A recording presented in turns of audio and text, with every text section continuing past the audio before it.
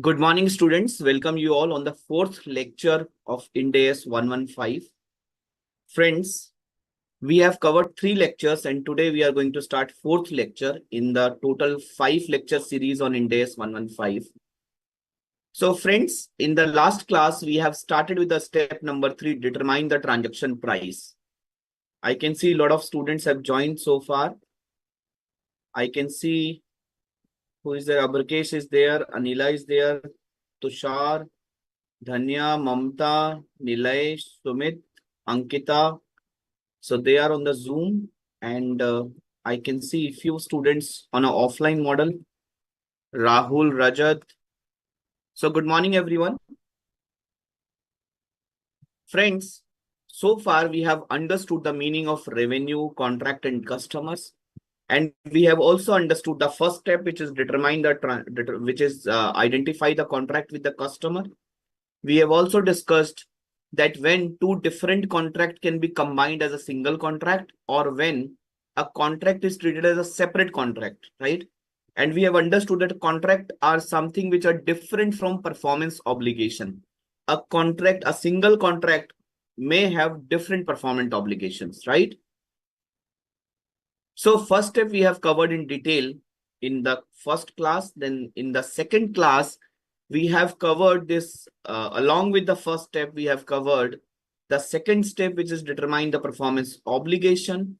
And in the third class, we have completed the determine the performance obligation concept, where we have discussed that when there will be a two different performance obligation, we discussed whenever there is a distinct goods or services, distinct in the individual capacity as well as distinct in the context of the contract. Okay. We discussed a lot of aspects like when there is a right of return, right? When goods are sold on a return basis, how to treat for those returns in the books of accounts. We discussed that whenever there is a warranty obligation, right? For example, the goods are sold with the warranty, then you need to see whether it is a assurance type warranty or service type warranty, right? Then we have also discussed whenever you are selling goods with a material right of discount. Then in the last class, we started with the determination of transaction price. How to determine the transaction price? And we understood that the transaction price is pretty simple if it only covers the fixed consideration. Fixed consideration is something which is part of the contract, which is given in the contract, right? Which is clear on the day one. Fixed consideration is clear on the day one. But if there is an element of a variable consideration, right, then how to determine the transaction price? So that is important. And in the last class, we have discussed that transaction price means the price which a customer is paying in return for getting the goods or services, right? Or the entity is collecting in return of the goods and services, and it excludes the amount collected on behalf of third parties, right? So we understood that if the company is collecting revenue, all the companies, all the suppliers, vendors, they are collecting revenue along with the GST, right? But they have to pay, they are obligated to pay GST to the government, right? So they are collecting GST on behalf of the government. So this portion is not considered as a transaction price. Then we talked about 4 concepts in transaction price. Number 1 is variable consideration.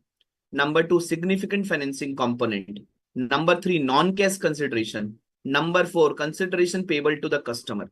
Friends, in the last class, we discussed variable consideration part along with some example and illustration. And we understood that variable consideration is something which is depending on the future event, right? Future outcome, which is not certain today. It depends on the future outcome, right? So on the Excel file, we talked about this variable consideration and we understood that consideration which is dependent on the future outcome or events, right? So while considering the variable consideration, all the constraints needs to be considered. Okay.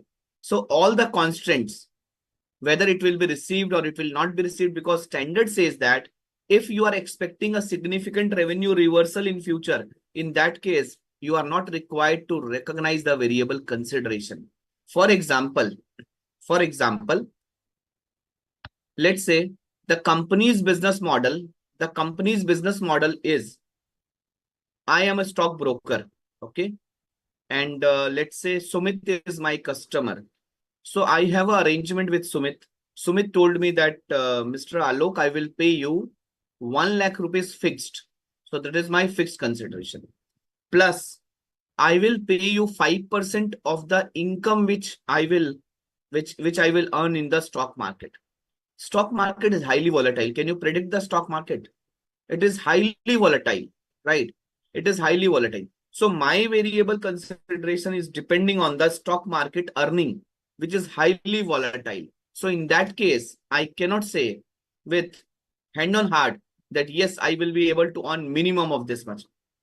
So friends, if there is a highly volatility in case of a revenue model, so that variable consideration should not be taken into consideration until and unless it is actually materialized or it becomes certain. Okay. Is that clear? Or it becomes certain. Second, if there is a price concession, which the entity is giving to everyone, okay, so that price concession should also not to be recorded as a revenue. If you expect that, you have to pay that price concession to that customer in future as well. For example, I am teaching FR, okay, and I am collecting 5,000 rupees fees from everyone, from every student for this batch. One student came to me and I collected 7,000 rupees from him. Okay. Now this FR batch will run for next 3 months. Okay. So friends, from every student, I have collected 5,000 rupees. But this student came from city outside Delhi. Okay. Outside Delhi. So I thought that let's collect more money from him. Okay. Because I thought that he will not be able to understood that my fees is 5,000 rupees. So I took a chance and I told that, my fees is 7,000 rupees and he has agreed for that. So my dear friends, in this case, don't you think this batch will run for, 3 months?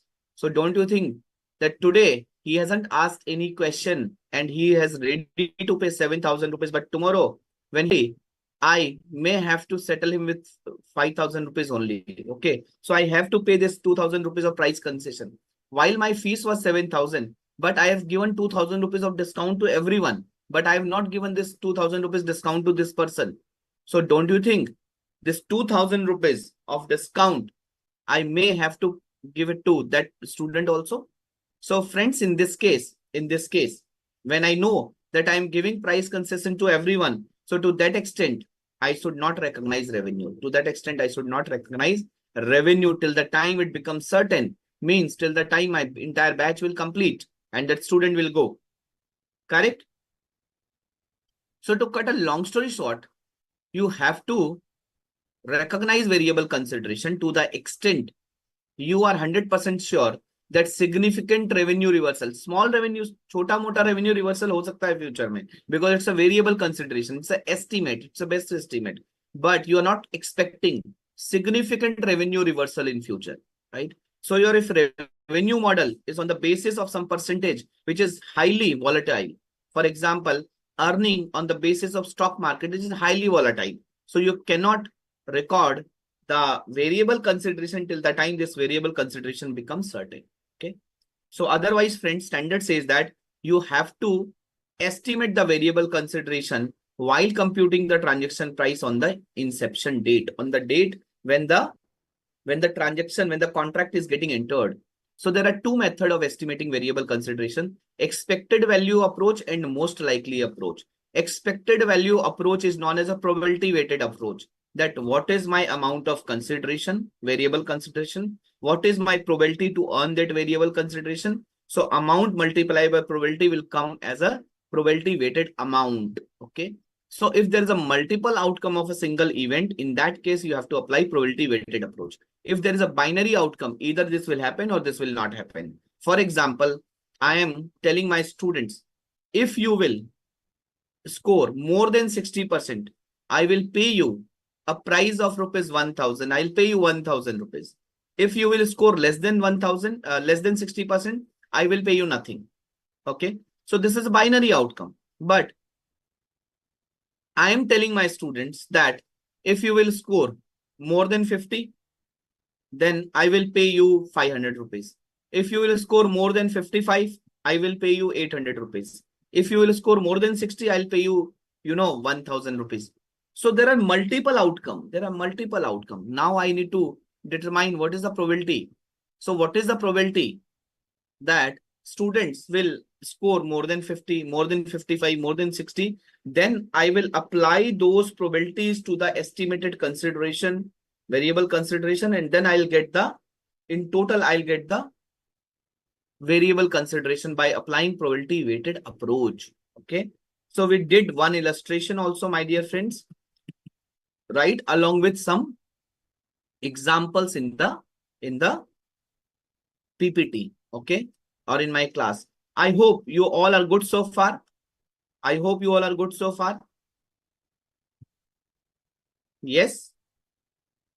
So there was a small recap of the last class. Okay. So students, let's start the journey. And so in today's class, I'll talk one variable consideration question, then I'll jump on the next concepts of determine the transaction price. After performance obligation, this is one of the biggest step. This is one of the biggest step in Ind AS 115. The remaining two steps are pretty simple, are pretty small in comparison to these two steps of performance obligation and transaction price. Okay. Student, let's talk about this question. Company A supplies components to industrial customer. Company A supplies components to industrial customer. Okay. The contract stipulates that price per component will decrease as sales volume increases within the stipulated period of time. Within the stipulated period of time. So this question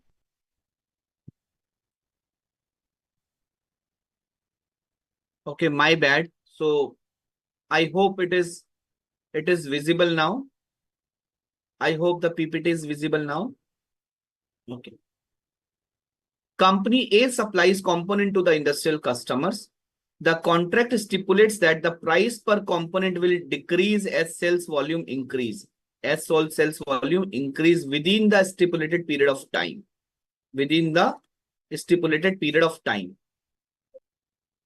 This contract stipulated price per component will decrease as sales volume increases within the stipulated period of time. Means whenever the sales volume increase, the price will decrease. For example, today you have a running customer. Running customer means the customer will always purchase goods and services from you. So in the first month, the customer came to you and bought 100 units of goods. You charge 50 rupees per unit. And you told that if in the full year you will purchase 1000 units from me, I will give you this entire 1000 units at 30 rupees. So customer came to you in the first month, bought 100 units, you charge 50 rupees per unit. Customer paid you 50 multiplied by 100, 5000 rupees. In the second month, customer came to you and again bought another 100 units. At that point of time, you charge 48 rupees. As you have seen that the customer has already purchased 100 units. Now he's also purchasing 100 units. So you charge 48 rupees. So on and so forth. Every month that customer is coming and buying some units from you. Okay. So the moment the customer is increasing its purchases, the value has also gone down because the shopkeeper or the company is giving that customer a discount, additional discount, right? Whenever the sales volume increase, the price will also decrease. The price applicable for the entire sales will be based on the sales volume bracket. There is a sales volume bracket and the price which is applicable for the entire sales is depending on this sales volume bracket. typically in FMCG industry, right? Like Hindustan Unilever, ITC, they are selling goods to the shopkeeper, okay, or distributor. There is a sales price, there is a sales volume bracket. If you will buy 1,000 units from us, 1,000 bags of flour from us, अगर आप 1,000 bag आटा, आशीर्वाद आटा खरीदते हैं, we will charge you 300 rupees. If you will buy 500 packets of atta, flour from us, we will charge 325 rupees. Okay. So there is a sales volume bracket and the price is applicable to that sales volume bracket, right? Likewise, this company also says that if you buy 0 to 10 lakh units, 0 to 1 million unit, the price is 100 rupees per unit. If you will buy 10 lakh to 30 lakh units, right, the price becomes 90 for the entire sales.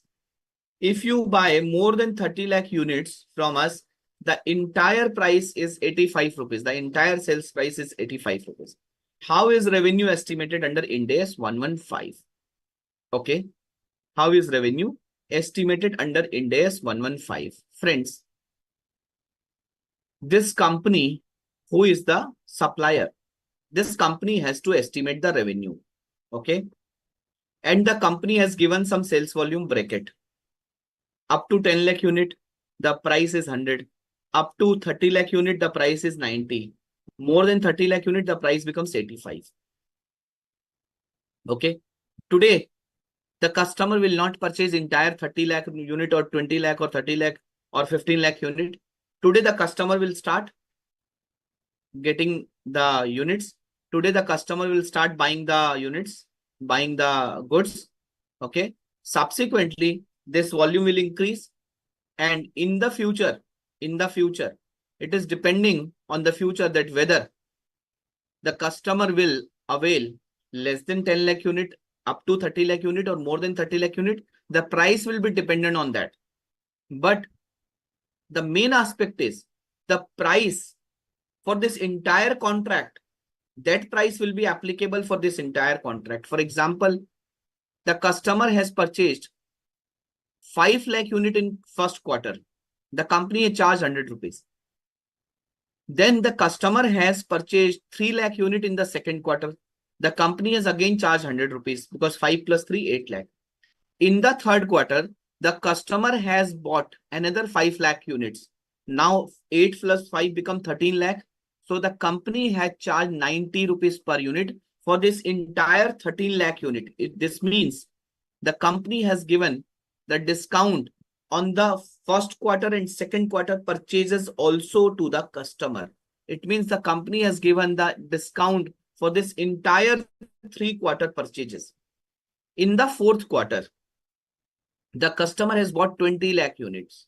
Now this customer, 20 lakh unit. Now this customer has achieved the sales volume bracket of beyond 30 lakh unit, which is 33 lakh units. So in this case, the price applicable is 85 rupees. In this case, the company has to give more discount.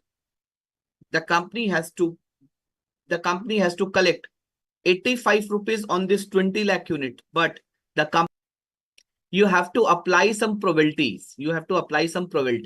Okay. Let's say the probability, okay, estimates probability weighted variable consideration based on the range of possible outcomes and probability of each outcome. The probabilities are given in the question. 10% probability that the customer will achieve 8 lakh units. 70% probability that the customer will achieve 25 lakh unit. 20% probability that the customer will achieve 35 lakh units. Okay. So friends, if the units purchase is less than 10 lakh, what is my price? My price will be 100. If it is beyond 10 lakh and up to 30 lakh, my price is 90. Okay, my price is 90. If it is beyond 30 lakh, my price is 85. So we have the probabilities, we have the sales volume, we have the price. Now, what is my probability weighted sales value? 8 lakh unit multiply by 100 multiply by 10%. Correct? मेरी probability weighted sales value क्या होगी? मेरा total sales कितनी होगी अगर 10% की probability पे sales कितनी होगी? 8 lakh multiply by 100, 800 lakhs multiply by 10%, 80 lakh. So likewise, when I multiply my volume, quantity multiply by price, it will give me value. And when I multiply this value with the probability, it gives me probability weighted value. So I have the probability weighted values. Okay. The total is 225 million, 22 crore 50 lakh. Then I have to arrive at a probability weighted sales also. How can I arrive at a probability weighted sales? If 8 lakh unit, I am selling 8 lakh unit, the probability is 10%. It means 80,000 unit. Okay. For selling 25 lakh unit, my probability is 70%, means 17 lakh 50,000 unit. Likewise, for 35 lakh unit, my probability is only 20%, means 7 lakh units. So the total probability weighted unit is 25 lakh 30,000. The total probability weighted sales is 22 crore 50 lakh. When I divide 22 crore 50 lakh from when I divide 22 crore 50 lakh probability weighted sales by probability weighted units, it will give me the weighted average price per unit. So what is my revenue? What is my weighted average price? 82 rupees, 88 rupees, 93 paisa. So this is the price at which I will recognize my revenue. Revenue is recognized at 88 rupees 93 paisa for each unit sold. For the first 10 lakh units sold, liability is accrued at 11.07 per unit, which is going to be reversed upon subsequent sales. Right? Is that clear, friends? Is that clear? Is that clear or not clear? Whenever slab is given, we sold, consider the way you are teaching, but not as an income tax slab. Anila, yes. Anila, see,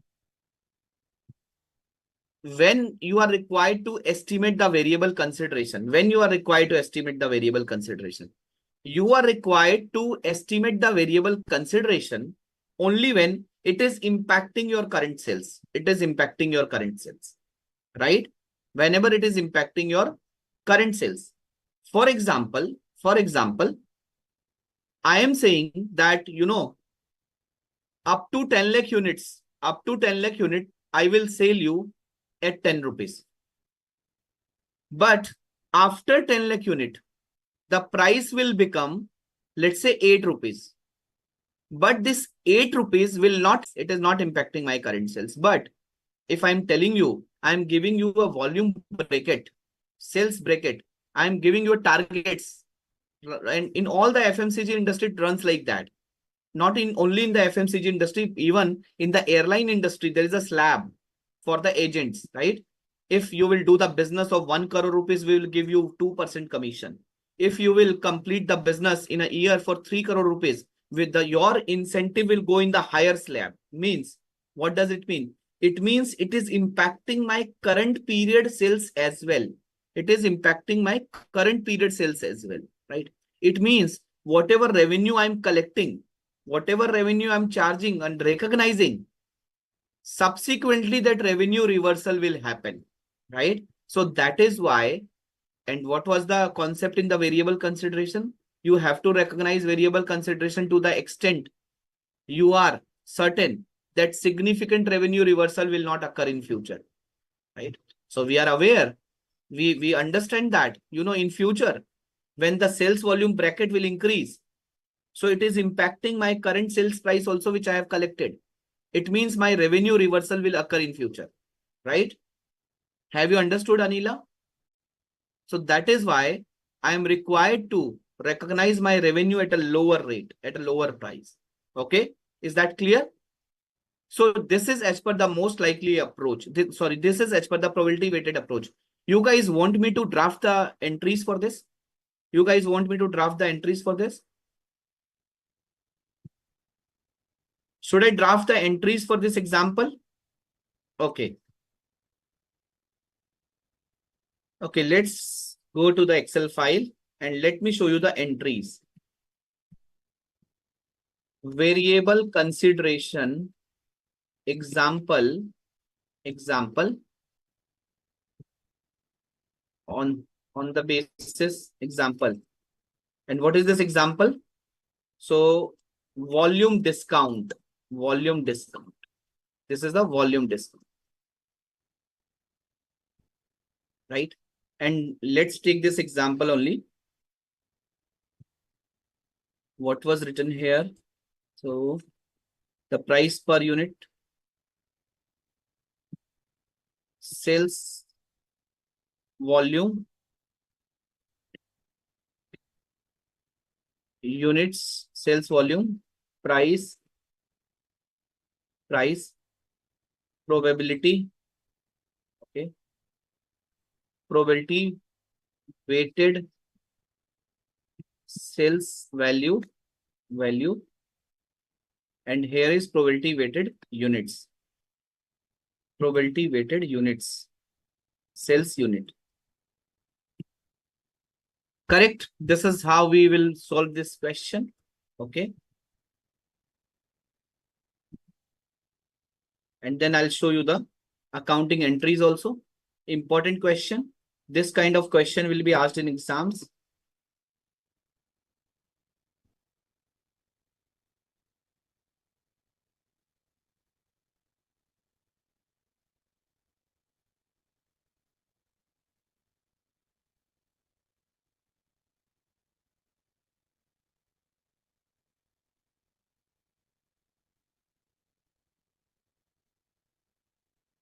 Okay. The sales volume is given as 8 lakh unit. Okay. Then the sales volume is given as 25 lakh and 35 lakh unit. 25 lakh, 1, 2, 3, 4, 5. 35 lakh, 1, 2, 3, 4, 5. Okay. The price is 100.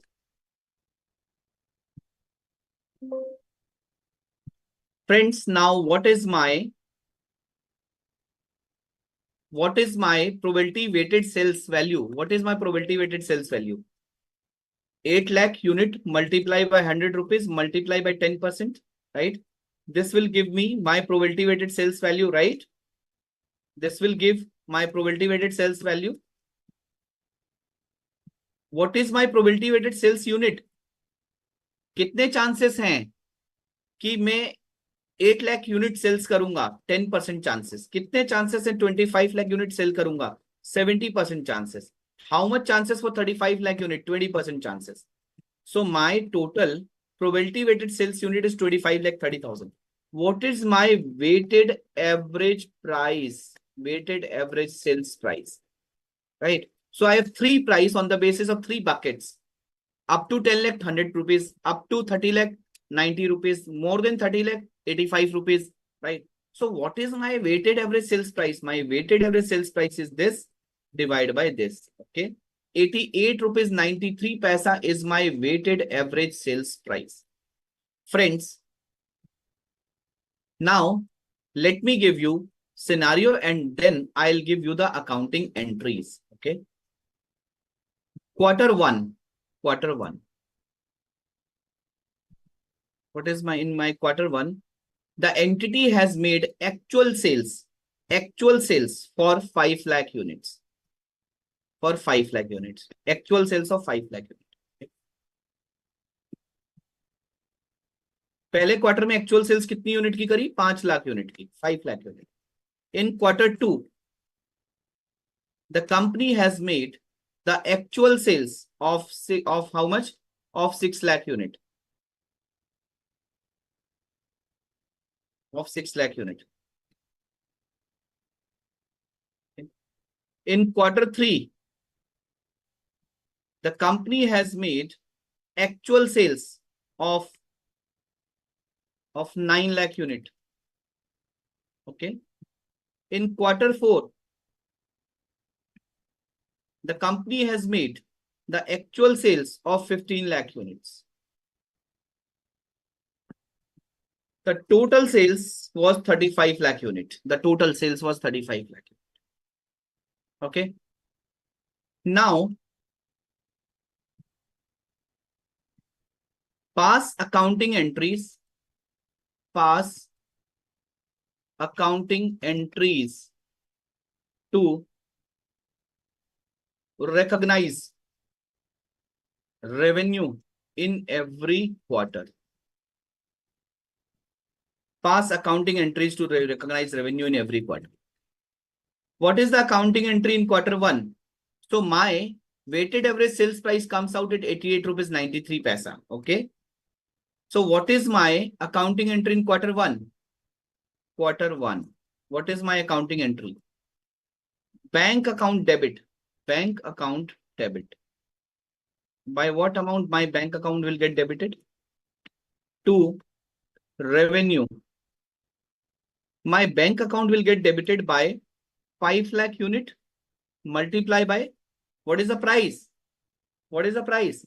So let me write the price also here.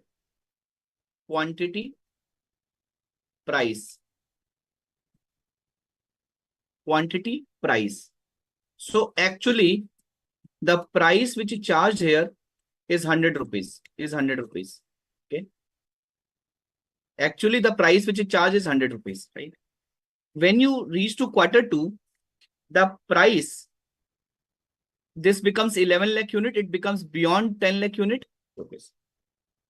So what is my bank account? Bank account is 5 lakh unit multiply by 100 rupees. 50 million, 5 crore rupees, 500 lakh rupees. Okay. To revenue. At what value my revenue is going to be recognized? I have to account for the variable consideration, which is volume discount. You remember, variable consideration could be favorable, could be unfavorable as well. Could be unfavorable as well, right? Here, if you see here, it is recorded at the rate of 100 per unit. Now you need to record at the rate what? 88.93 paisa. So what is my credit? What is my credit? My credit is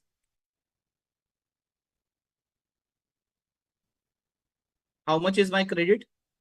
5 lakh unit multiply by 88.93. Okay, 88.93. It means I have collected 5 crore, but my revenue should be only to the extent of 4 crore 46 lakh. 2. Contract liability. You can write contract liability or you can write liability towards customer. You can use any nomenclature. There is no any problem in the nomenclature. Okay. Your marks will not deduct on nomenclature. You are CA final students.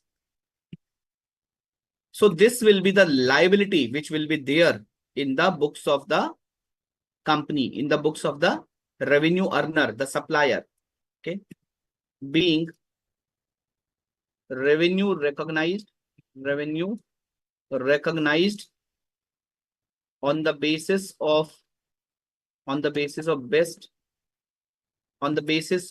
weighted average sales price. What happens in Q2? Friends, what happens in Q2?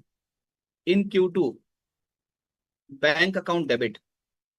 Tell me how much amount you will collect in Q2. Tell me. How much amount you will collect in Q2? First of all, in Q2, quarter two. What is your total sales? What is your total sales? What is your total sales? Total sales is 5 lakh plus 6 lakh. 11 lakh rupees your total sales.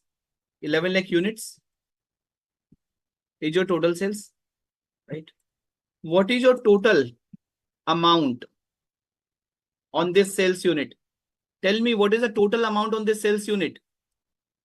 At the rate of 90. You need to collect at the rate of 90. भाई 10 लाख से ज्यादा तो 90 रुपये देना है ना. This multiply by 90. Yes or no? Question में बोला है ना 10 लाख यूनिट जैसे ही कंप्लीट होंगी 10 लाख यूनिट आपको टोटल पे 90 रुपीज के हिसाब से देना है. What is already collected? What is amount already collected? What is my amount? Correct. इतनी तो सेटलमेंट अभी हो जाएगी ना. because now it becomes certain. Now it becomes certain that the customer will pay you and you will collect at the rate of 90 at the rate of 90 maximum. So your bank account will be debited by how much? 49. So you have to adjust it cumulatively.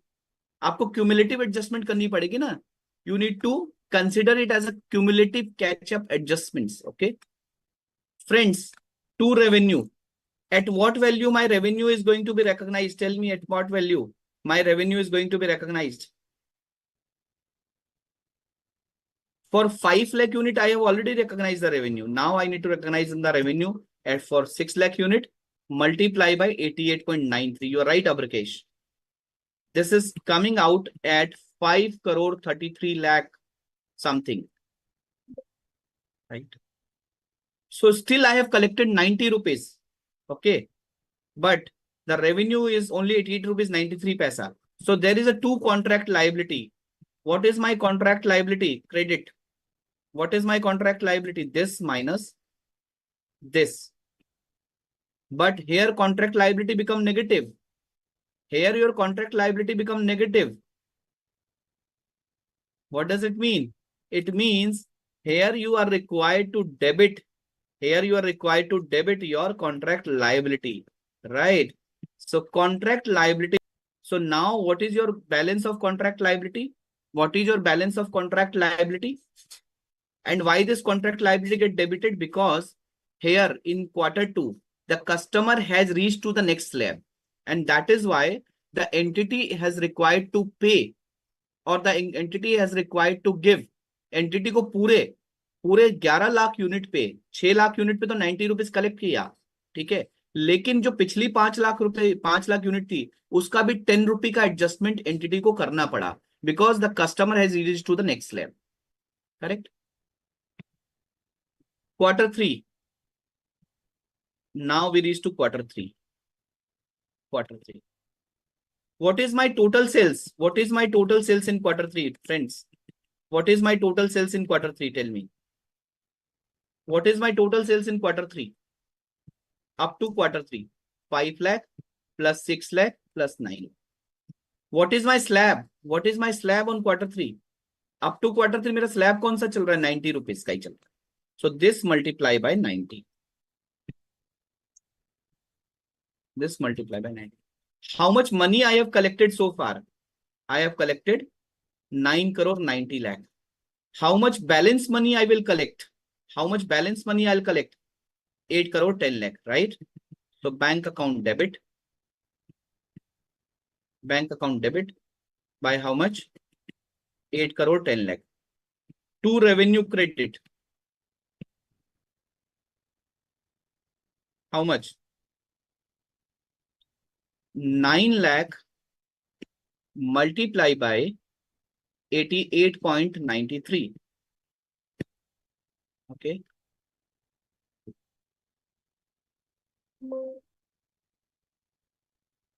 So Dhanya is asking, sir, can you please explain how we got 5 crore 33 lakh 59,634? धन्या, जब मैं Q2 पे पहुंचा मेरी units कितनी है? What is my units? In Q1, being revenue recognized on the basis of weighted average sales price on 5 lakh units. On 5 lakh units. In Q2, you have to recognize revenue on how much? 6 lakh unit. So Dhanya, 6 lakh unit, मेरी 6 lakh unit का revenue किस पे recognise करूंगा? 88 rupees 93 पैसा पे, right? Which is coming out at 5 crore 33 lakh 59,684. I think it is clear. Being revenue recognized on 9 lakh unit, correct? 9 lakh units. Now let's come to Q4. Let's come to Q4. In Q4, what is my total sales in Q4? What is my total sales in Q4, friends? मेरी Q4 में total sales कितनी है? What is my total sales up to Q4? Increased beyond 30 lakh. तो कितना हो गया? 85. Uppercase not 35, 85. अच्छा sorry, you are talking about 35 lakh units. Are you clear on 85? ये लिखा है ना कि जैसे 30 लाख से ऊपर होगा तो आपका 85 पे आ जाएगा, correct? It is written in the question. What is my amount, total amount? 35 lakh units multiply by 85. I need to correct 29 crore 75 lakh. How much money I have already collected? 18 crore. How much balance money I need to collect? 11 crore 75 lakh. I need to settle my contract liability. I need to debit my contract liability. Now I have to do the entire adjustment, right? I need to debit my contract liability. With what amount my contract liability was credited? In the first quarter, 55 lakh. In the second quarter, it was debited by 43 lakh. In the third quarter, it was again credited by 9 crore 60 lakh. 2. Now I need to recognize the entire revenue. I need to recognize my entire revenue. Okay. Which is this plus this. Which is this plus this. 11 crore 96 lakh 34,387. This is my entire revenue on how much unit? On how much unit? On 15 lakh units. On 15 lakh units, right? On which? On 15 lakh units. Right? You can see this revenue recognition is coming out at 79 rupees 76 paisa. Why? Why? ऐसा क्यों हुआ? क्योंकि इस quarter 4 में सबसे ज्यादा 15 lakh unit quarter 4 में बिका है and your actual amount is 85 only, right? पूरे स्लैब पे 85 रुपीज का अमाउंट अप्लाई होगा पूरे स्लैब पे, क्योंकि कंपनी को इस बार 15 लाख यूनिट पे सिर्फ 11 करोड़ 75 लाख मिला. क्यों? Because the company has to provide the discount और cashback on the 20 lakh unit which the company has sold up to quarter 3, because we were doing the best estimate. Okay, so up to quarter 3, in the quarter 3 how much units I have sold? quarter 3 में कितनी unit बेची है मैंने? 9 lakh multiply by मेरा weighted average sales price क्या है. मुझे quarter 3 तक पता नहीं मेरा स्लैब क्या होगा, मैंने तो प्रोबेबिलिटी के बेसिस पे एक एस्टिमेटेड वेटेड एवरेज प्राइस निकाल लिया, right? So 9 lakh multiply by 88 rupees 93 paisa. It comes out at 8 crore 39,526. Clear? Is that clear? Sir, अगर हम ये वेरिएबल कंसिडरेशन एस्टिमेट नहीं करते तो क्या होता? क्या होता? In that case, what you will do? You will recognize bank account debit to revenue, right? You will debit bank credit revenue by how much? Not by 4 crore 44 lakh, by 5 crore only. अगर आप 5 करोड़ पे revenue recognise करते तो बाद में क्या होता? There will be a significant reversal in the future, right?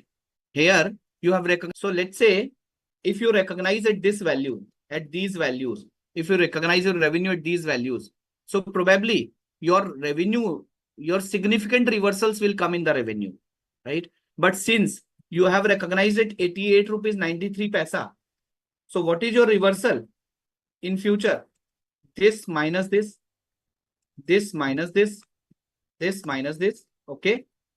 But had it been 100, 90, 90, 85, so there was a significant reversal. There was a significant reversal, okay? यहाँ आपने रेवेन्यू रिकॉग्नाइज 88.93 पैसा पे किया, सो 88.93 3 रुपीज 93 पैसा. Is that clear? Is that clear? Anyone who is not clear on these calculations?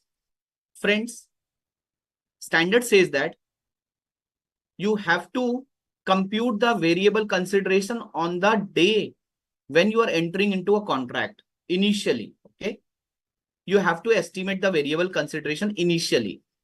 While estimating the variable consideration, if there are multiple outcomes, you have to apply probability weighted approach, okay? You have to apply probability weighted approach, okay? Then you estimate, by applying the probability weighted approach, you have to estimate that probability weighted average price. you start recognizing revenue on that probability weighted average price. Okay, is that clear? So the difference between the money collected and the price at which revenue has been recognized, the difference will go to the contract liability or the liability towards customer, which is going to be adjusted in future. Okay, is that clear? So this is how this revenue is going to be recognized. Okay, understood? Understood?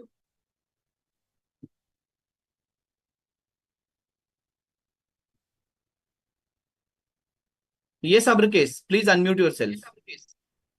Good morning, sir. Sir, just can you explain the last amount of the contract liability amount, that 21,34,000? Because, sir, earlier in the first quarter, it was a debit. In second quarter, it was a credit. In the second quarter, it In was third debit. quarter, sorry. First quarter, it was credit. Second quarter, it was debit. And then in the next quarter, third quarter, it is again credit. Yes. So, I mean, we should take a net amount or we should add up all these things. Can you just explain that to 21,34,000, sir, again? I'm confused here. No problem. That no debit. problem. So let me put the contract liability balance also in at the end of every quarter, right? Can I put the contract liability balance at the end of every quarter? Yes, sir. I think that will, then it will be clear to you also. Yes, balance sir. in contract liability.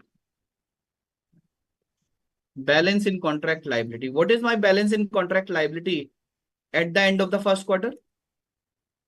55 lakh. 55 lakh. Yes. Credit. What is my balance in the contract liability at the end of the second quarter? 55 minus 43.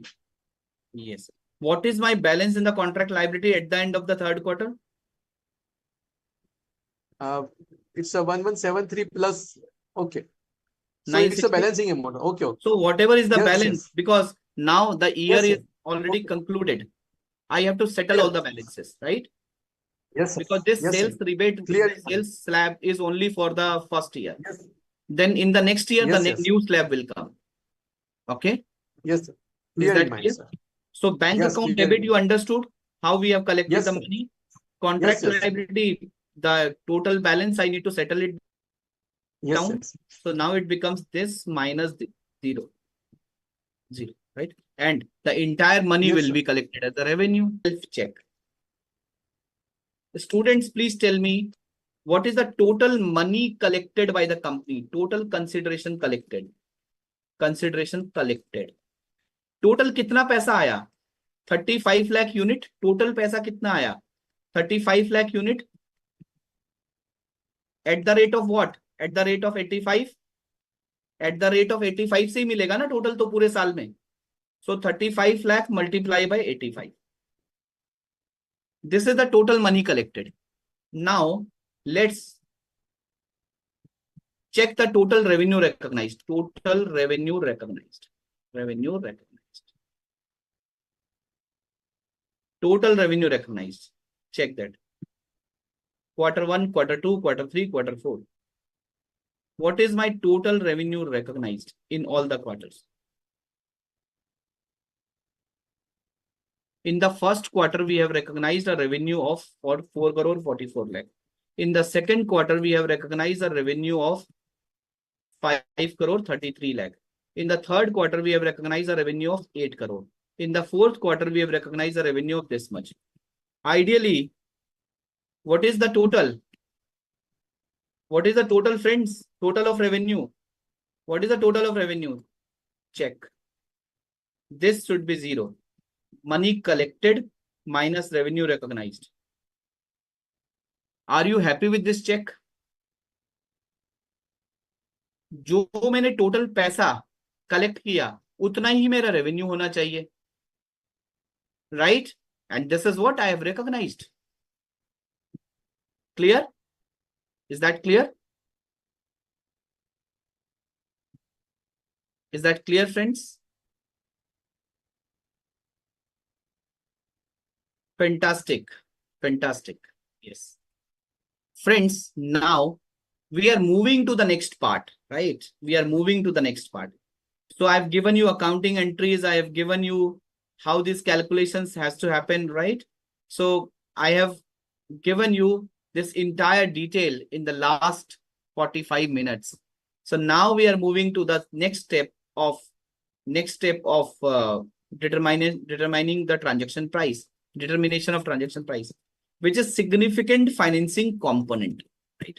Now let's discuss the second concepts of transaction price, that while determining the transaction price, what are the factors which needs to be taken into the consideration? Number one, we discussed the variable consideration aspect, right? And we understood that the variable consideration needs to be estimated at the inception of the contract to determine the transaction price. Okay. So now we are talking about significant financing component. Friends, what is meant by significant financing component? What is meant by significant financing component? Can anyone tell me what is meant by significant financing component?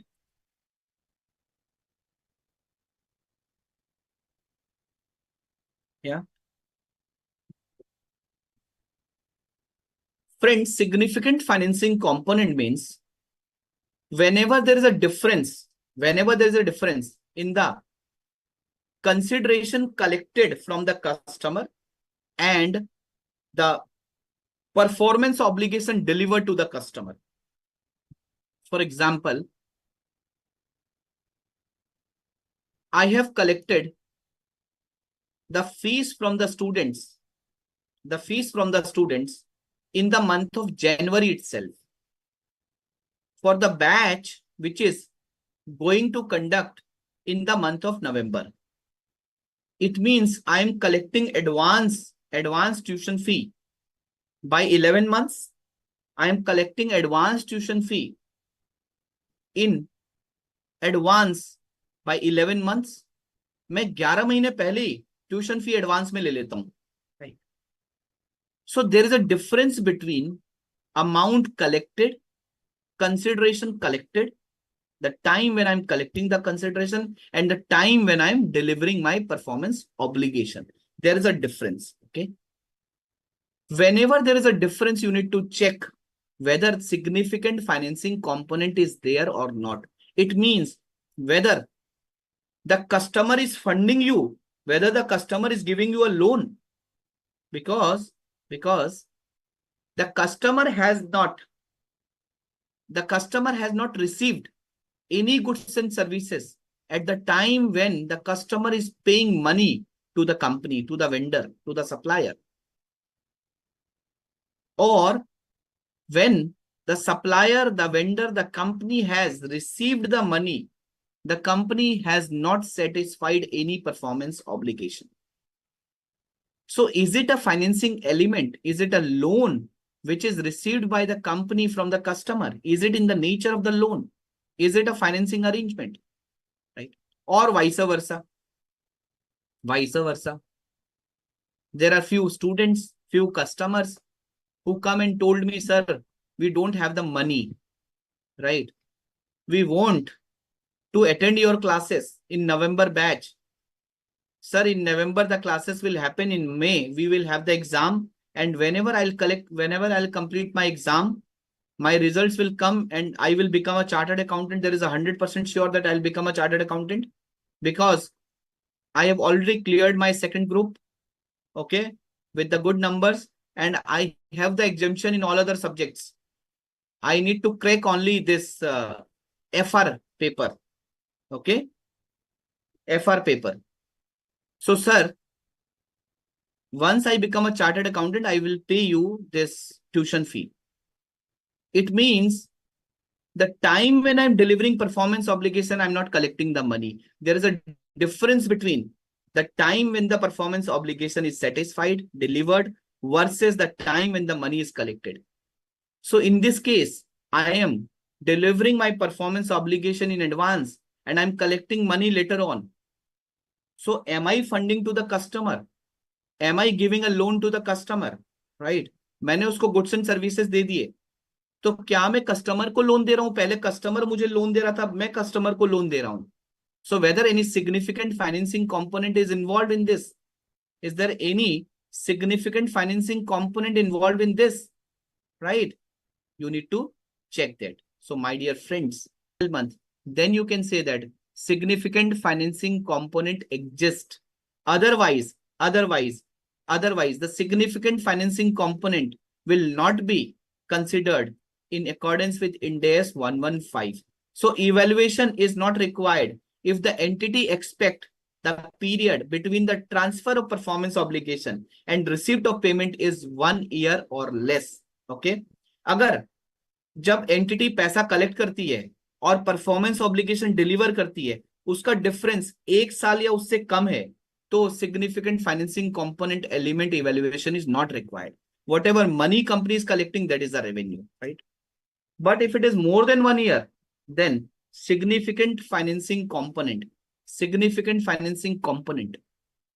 evaluation is required, and the company has to split the revenue and interest income separately, or interest expenses separately, right? Revenue and interest separately.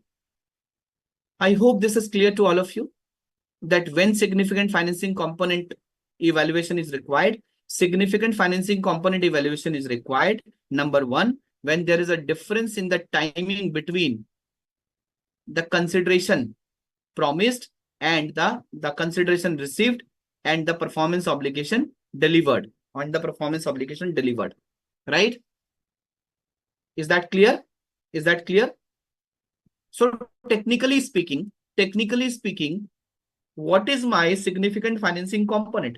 Technically speaking, my significant financing component is equal to my promised consideration versus my cash selling price.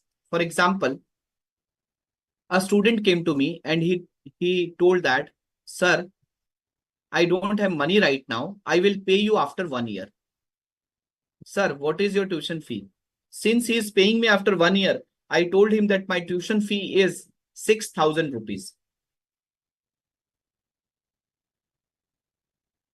But from all the students, I am charging 5,000 rupees because they are paying me in advance or at the time of starting of batch.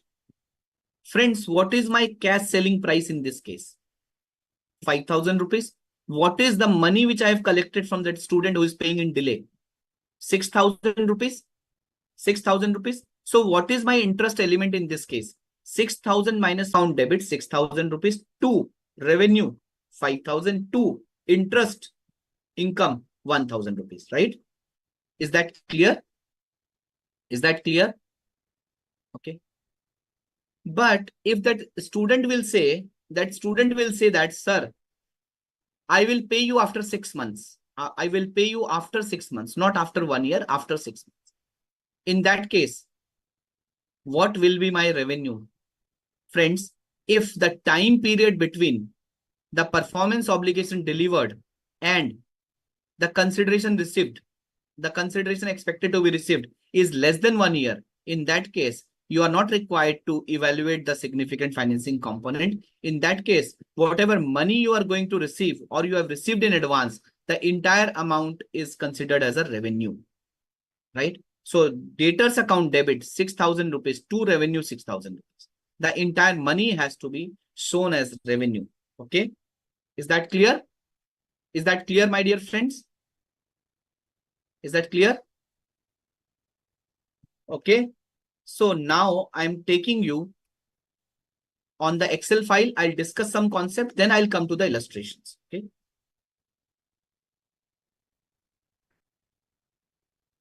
Significant financing component. So friends, we understood that when it is said that significant financing component exists, and why these concepts are required. Have you heard about this concept? Have you heard about these concepts in CA Inter? You are collecting less, you are collecting more, or you are collecting less.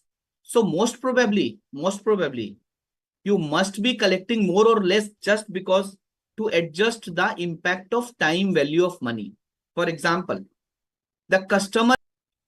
So if you got the money 2 years in advance, will you be ready to take the lower price than the price of the goods, or you are okay to or you only want the same price?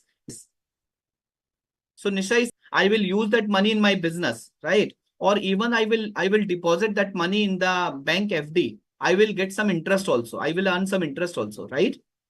Okay. Or if the customer will tell you that please provide me these goods or services, I will pay you after 2 years.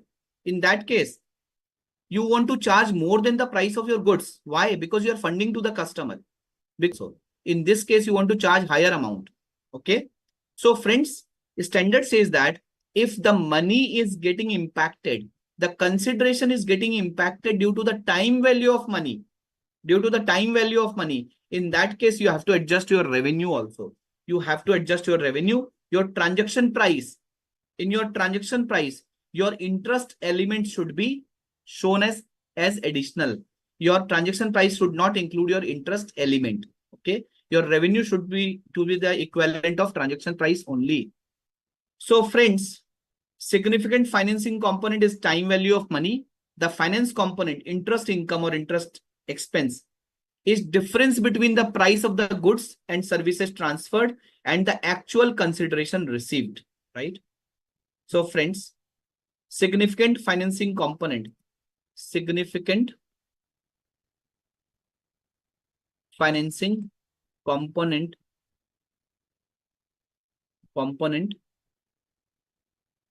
arises when there is a due to the time value of money, due to the time value of money, right?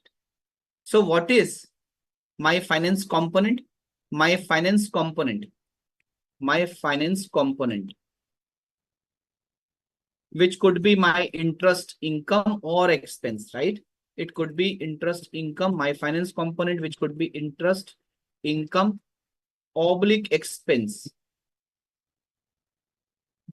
This is equal to, this is equal to difference between the price of the goods and services transferred and the actual consideration received. This is equal to difference between what? Price of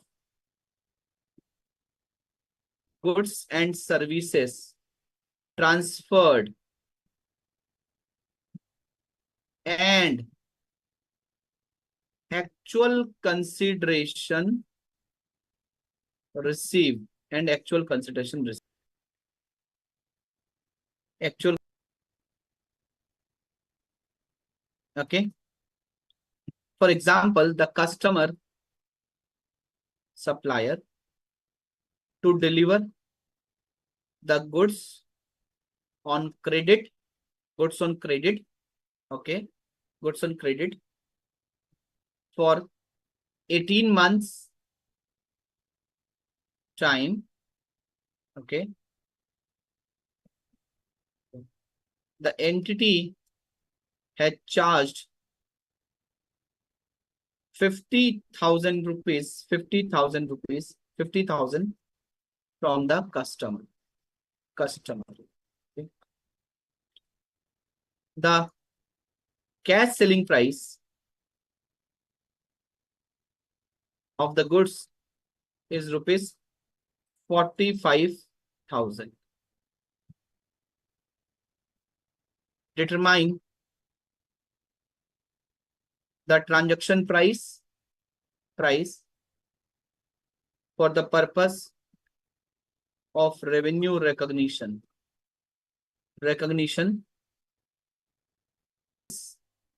Transaction contains any finance component. If this transaction contains any finance component. Example.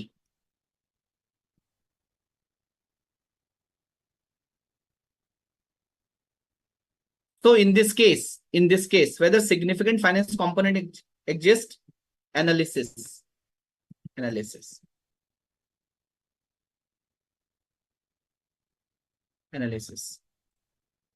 In this case,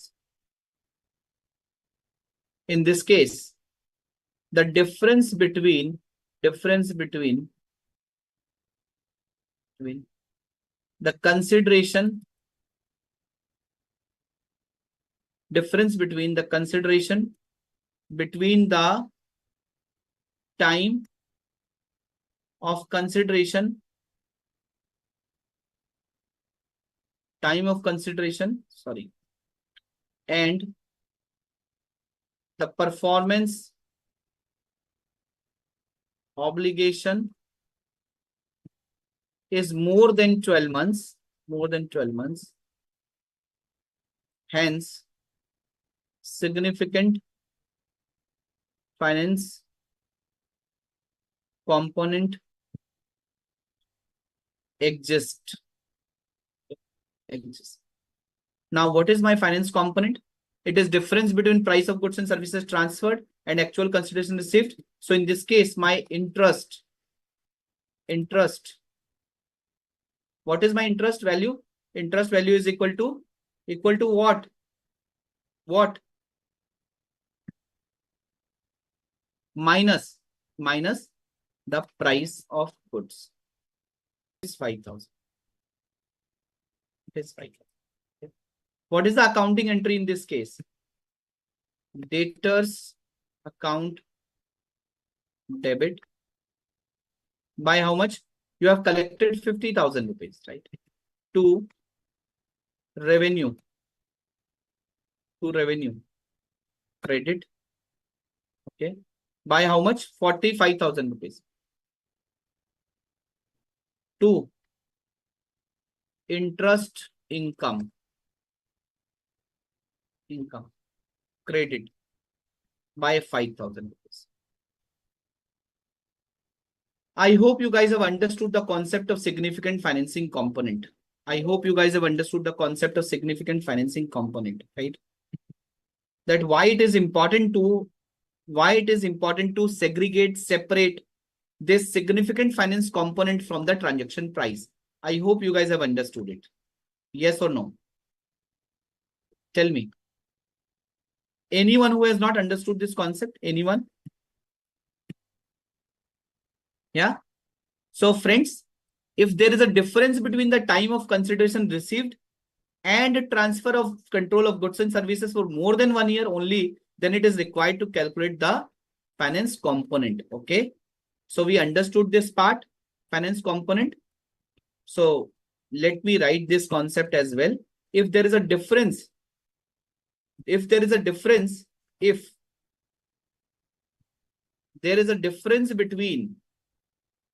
the time of consideration received and transfer of control of goods and services for more than 1 year, then only it is required to calculate the finance component. Okay.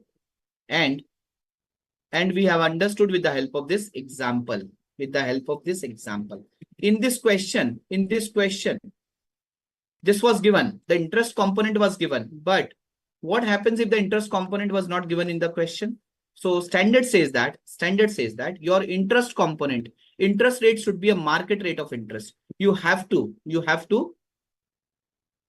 if the interest element is not clearly given in the question, you have to recognize your interest income or expense on the basis of market rate of interest. Interest rate should be borrowing rate. If, for example, the company is giving a goods on a credit of 2 years, right? A loan from the bank for 2 years, what is the rate of interest which the company is willing to pay or the bank is charging from the company? Or if the company is giving a loan to other parties, what is the rate of interest which the company is charging? So incremental interest rate should be incremental borrowing rate, which is a market rate, of interest. Okay. Nisha is asking, sir, what is the logic behind 1 year, Nisha? Generally, we are talking about significant financing component, right? So the credit period in all the businesses, few credit period is always there. Some credit period is always there, right? And the standard is talking about significant financing component. So generally, significant financing component is a time value of money. So why it is required to separate significant financing component? Because there is a time value of money is there, right? So when time value of money is there, it will be considered as beyond 1 year. Agar time gap 1 साल से ज्यादा है तो माना जाता है कि time value of money material होगी, right? Otherwise time value of money will not be material, so you're not required to do this complex exercise of splitting interest, income or expenses. Okay, is that clear? Is that clear? Example.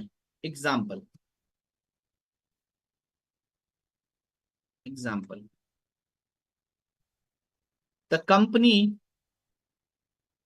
is expecting to collect rupees 120, rupees 1,21,000 from the customer after 2 years. After 2 years. Okay.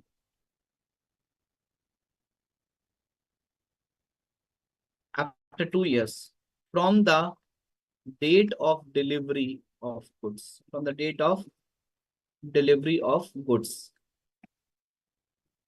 Determine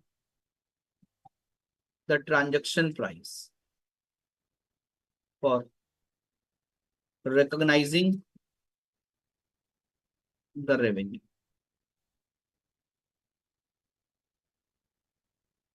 Determine the transaction price for recognizing the revenue. The market rate of interest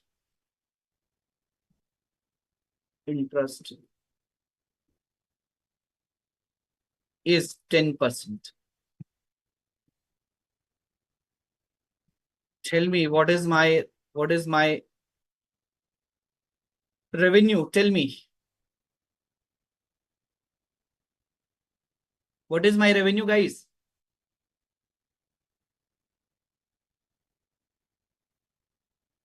How can I recognize this revenue? Tell me. What is the amount? What is the amount I'm going to collect? What is the amount I'm going to collect?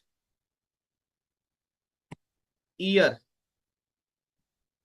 I will receive this money after 2 years, right? I'll receive this money after 2 years. Okay. मेरे को ये पैसा कब मिलेगा? 2 साल के बाद मिलेगा. जब से डिलीवर किया तब से 2 साल के बाद मिलेगा. What is the amount? Amount is 1,21,000. Yes. Amount is 1,21,000. Correct. What is my present value factor? What is my present value factor? What is my present value factor at the rate of 10%? Can anyone tell me कि 2 साल के end का present value factor क्या होगा? 1 divide by 1.1 again divide by 1.1. Sania, it is not 0.909. तो 0.909 तो मेरा होगा पहले साल के एंड का. सेकेंड ईयर के एंड का प्रेजेंट वैल्यू फैक्टर क्या होगा? 0.826. You are right Sania, 0.826. Okay, 0.826. What is my present value? What is my present value? Rahul is saying, sir, can you please at the time of sale? What is my accounting entry? At the time of sale, what is my accounting entry? Debtors account debit or customer account debit to revenue at what amount? Customer account debit. Customer or debtor, it could be anything.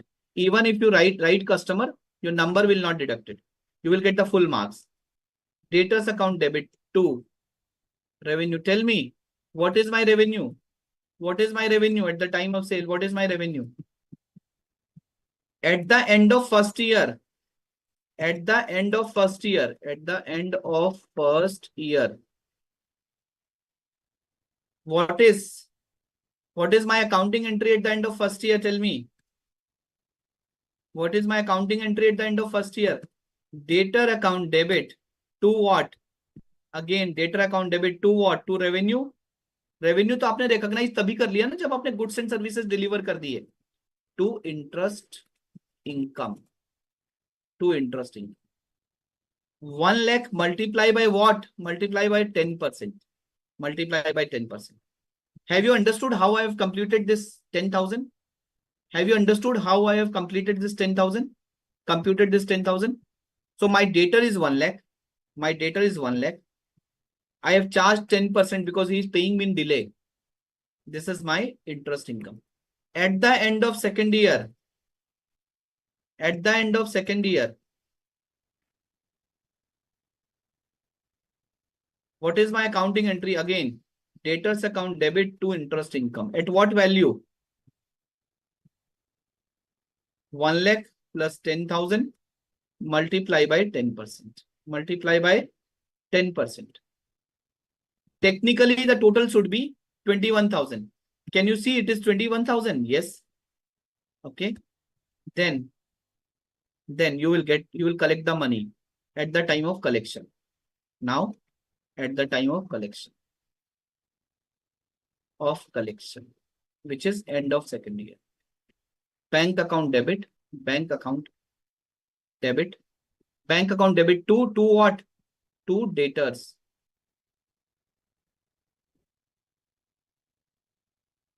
Ginny, do you have any query? So I haven't seen any response from your side, but you have written that, sir, whether my answer does not reaching you, please confirm to me. Ginny, do you have any query? Or you are just want to confirm? Okay. You want to confirm whether your response are coming or not. Sorry, I missed your response. Yes, yes. You have also responded. I missed that. Okay.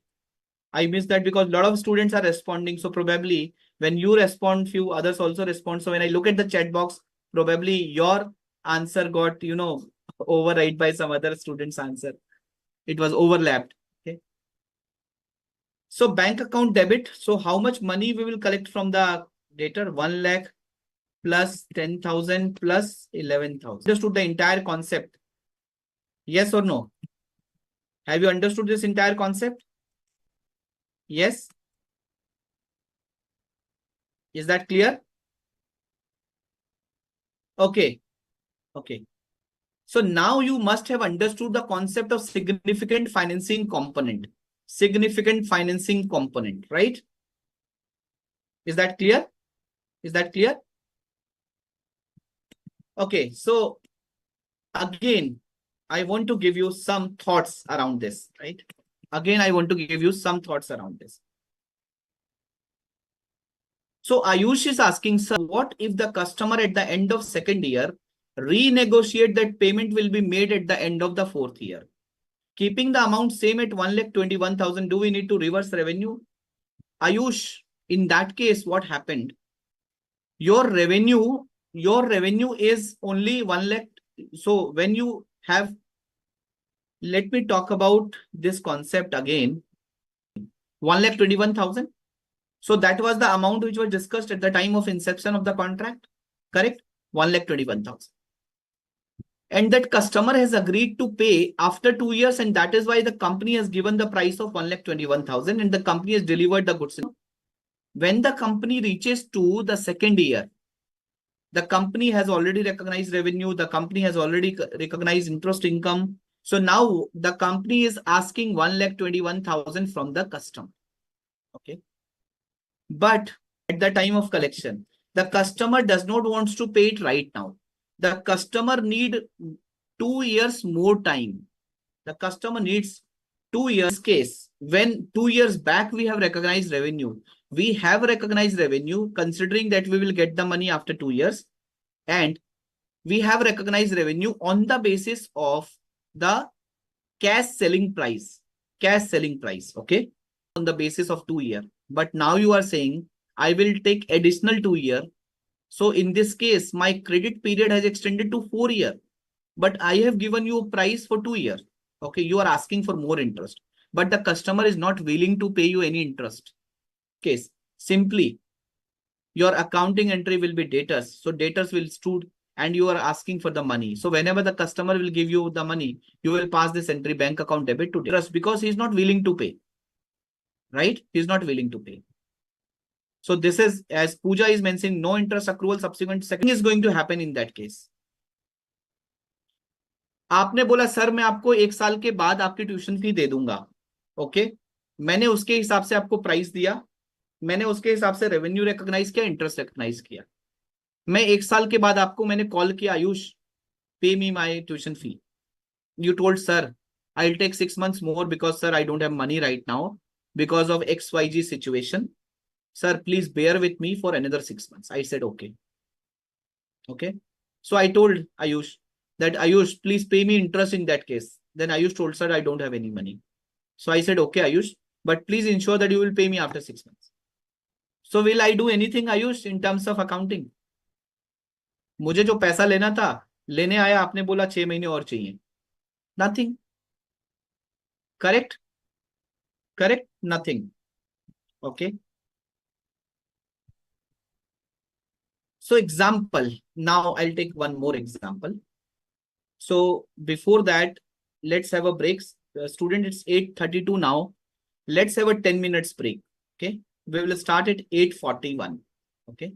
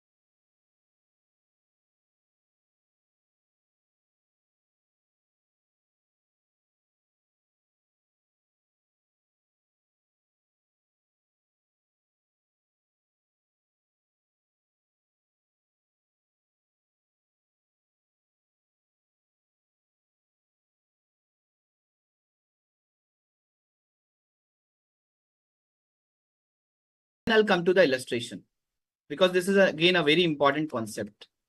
Example, the company has sold goods worth rupees 10,000. Okay, goods worth rupees 10,000. Now there are three customers, A, B, C, right? So every customer is paying in a different manner. Customer A, B, C. Customer A, sorry, A, B, and C. There are three customers A, B, and C. And how these customers are paying? So consideration.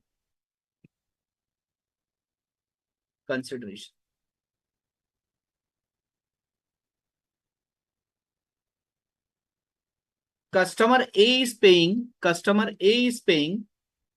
10,000 rupees. Customer B is paying 12,000 rupees. Customer C is paying 9,000 rupees. Okay. Okay. 10,000, 12,000, 9,000. 10,000, 12,000, 9,000. My question is, what is the amount of revenue in all these three cases? What is the amount of revenue in all these three cases? So basically, why this customer A is paying 10,000? So the customer A is paying upfront. Customer A is paying upfront. The goods are worth rupees 10,000 and the customer A is paying upfront. The customer is getting the goods and services and paying upfront. Okay. So what is my amount of revenue? My amount of revenue is 10,000 only. Is there any interest income or interest cost? Is there any interest income, interest expense? No, right? Nothing, 0, 0.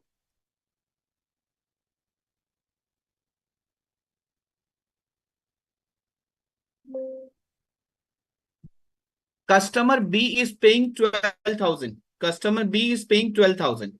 Okay. What is my revenue? Why customer B is paying 12,000? Because customer B is paying after 1 year. Paying after 1 year. So in this case, what is my revenue? In this case, what is my revenue? My revenue is 2,000 rupees. My revenue is 10,000 rupees. My interest income will be 2,000 rupees. And total is 12,000 rupees. Customer C is paying 9,000 rupees only. Why? Because the customer C is paying in advance of 1 year. It is paying in advance by 1 year. Paying in advance by 1 year. Paying in advance by 1 year. So in this case, what is my revenue? My revenue will be 10,000 only. But I have to recognize interest expense of rupees 1,000. Net, I am collecting 9,000 only. Okay. So it means customer is funding my operation by 1 year by helping me in giving 9,000 rupees of corpus. Okay. Right. Friends. Now the question is, if the customer is paying in advance to secure the order, will it tantamount to significant financing component for the entity? If customer is paying in advance to secure the order, whether it will tantamount to significant financing component for the entity, right? Friends, what we are discussing here, we are discussing the determination of transaction price. Why determination of transaction price is important? It is important because you need to recognize revenue on the basis of transaction price, because this is something which you allocate to the multiple performance obligation, right? In the next step. So friends, in transaction price, we understood that if the significant financing component is involved, then that has to be excluded from the transaction price. Okay. So that going by the substance, you should record the financing element separately, and the actual revenue on account of goods and services separately. Correct? This is the objective. This is the purpose. Okay. We all agree with that. Okay. Friends, don't you think in kind of a business, at times the companies are giving advance. I mean to say that at times the customers are giving advance, or the customers are paying on the credit basis.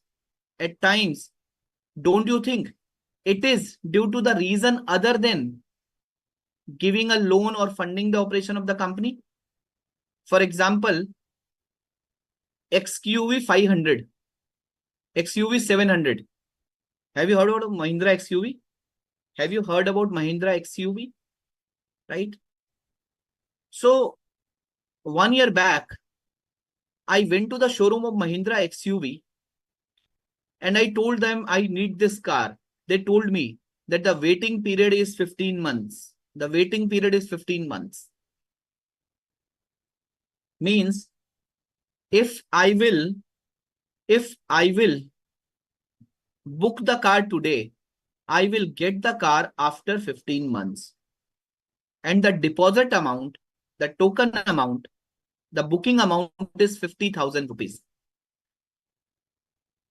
So tell me whether I have paid this 50,000 rupees upfront today, I will get the car after 1 year, 3 months. Tell me, in this case, am I funding the operation of the company? Am I funding the operation of the company? In this case, am I paying as a loan to the company? Or why the company is collecting 50,000 rupees only? The company is collecting the booking amount of 50,000 so that the company has a fair estimate that how much vehicle the company needs to produce, so that the customer will not drop off. Without paying anything, if I will visit the showroom, I'll not pay anything, and I will tell that car manufacturer that I need a car, and they start manufacturing, right? So there is no any commitment. And even though if I'll not pay anything and I will demand the car after 15 months, probably they will say, no, the car is not there. We have sold to some other customer, right? So why the customer is paying in upfront as a booking amount? Because the customer wants to book the car and customer wants to secure the order, right? So in this case, the money which is getting paid, is not to facilitate the financing, is more to secure the order. So friends, in this case,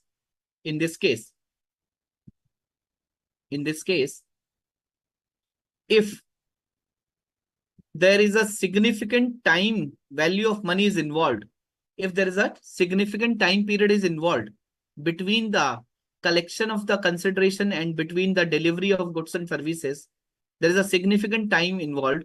If it is due to the reason other than financing, in that case, significant financing element analysis is not required.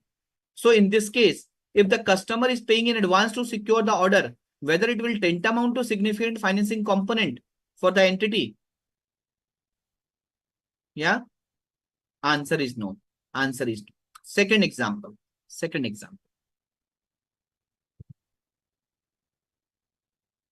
What was the second example? Yes.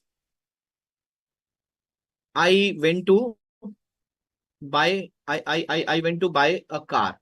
Okay. So I went to buy a machinery, let's say. I went to buy a machinery and I paid rupees 1 lakh to the shopkeeper, to the supplier. I told him that please take 1 lakh rupees and please deliver this machinery to me after 12 months. Okay. Because right now I am leaving for America and I have to get my factory set up. Okay. So I'll come here after 12 months. So please deliver at that point of time. Okay. So normally it happens now because you don't have enough amount of space to put that machinery, or normally you told supplier that, I'm paying you upfront this entire money, but please deliver these goods after 5 days, after 12 days. after 3 months, right? So if there is a time difference between payment of consideration and delivery of goods and services at the discretion of the customer, in that case, it will not be considered as element of significant financing component. Correct? मैं कह रहा हूं कि मुझे 2 साल के बाद देना, 1 साल के बाद देना, मेरे पास जगह नहीं है, राइट, और मैं अपफ्रंट पे कर रहा हूं. It does not implies that there is a significant financing component involved in this case.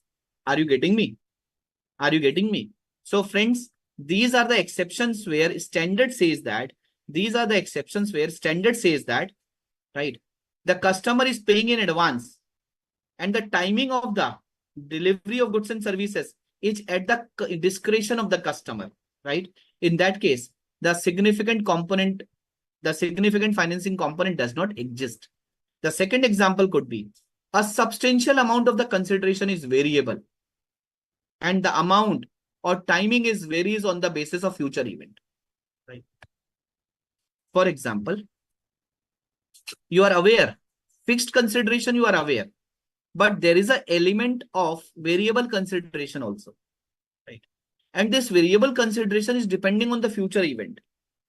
This is depending on the future event. Okay.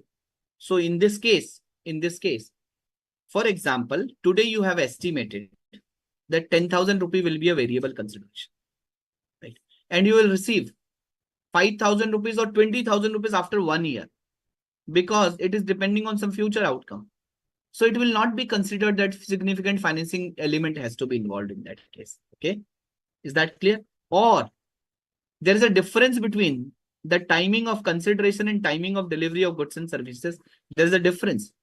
But that difference is not because of financing, because of some other reason. For example, to secure the order, or for example, at the discretion of the customer.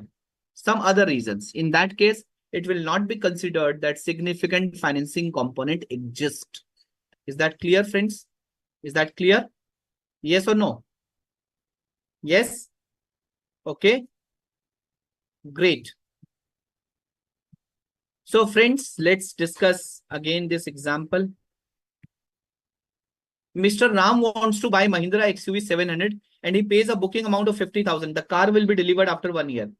Whether significant financing component exists? Answer. There will not be any element of significant financing component. Second example. Mr. Ram has hold 5%. Mr. Ram has hold 5% as a retention money of the contractor to ensure some quality related obligation. If the quality is up to mark, the same will be paid after 1 year. You all are CA final students. You must have completed your articleship or you are pursuing your articleship, right? In many clients, you must have seen that the client keeps the retention money of the contractor, right? For example, the contractor has constructed a building for the company, okay? And the client has retained 5% of the contractor that this building should, the electrical fittings, the sanitary fittings, everything should be, you know, with a quality, with a great quality, everything should be running very well, right? For the next 3 years. If there is any problem in the next 3 years, I will deduct your 5% amount. So he has hold 5% as a retention money. It means the customer is paying 95% in time and 5% the customer will pay after 1 year. So whether you will say that this is that the timing of consideration to the extent of 5% and the timing of delivery of goods and services is beyond 1 year. So will you say that here significant financing component exists? Whether the customer is holding this money just because the customer does not have the money, or this entity is funding to the customer, the contractor is funding to the customer, answer is no. The customer is holding the money to ensure the quality related obligation, right? So in this case, it is not at the discretion of the customer. It is not like a variable consideration in future. It is like the customer is paying in delay only to ensure the quality related obligation. So there will not be any element of significant financing component.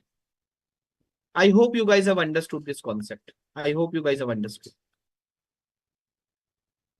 Friends, quickly we will discuss illustration number 38. Quickly.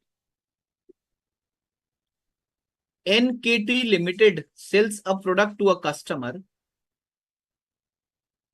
NKT Limited sells a product to a customer for rupees 1,21,000 that is payable 24 months after delivery. The customer obtains control of the goods at contract inception. The contract permits the customer to return the product within 90 days. The product is new and the entity has no relevant historical evidence of product returns or other available market evidence. The cash selling price of the product is rupees 1 lakh. Means the total consideration is 121. The cash selling price is 1 lakh. It means what is the difference 21,000? The differential 21,000 is like a significant financing component, interest component, because it is payable 24 months after delivery. The cash selling price of the product is rupees 1 lakh,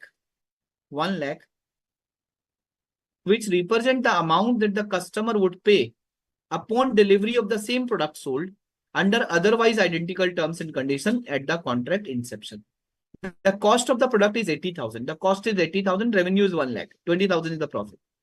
The contract includes an implicit interest rate of 10%.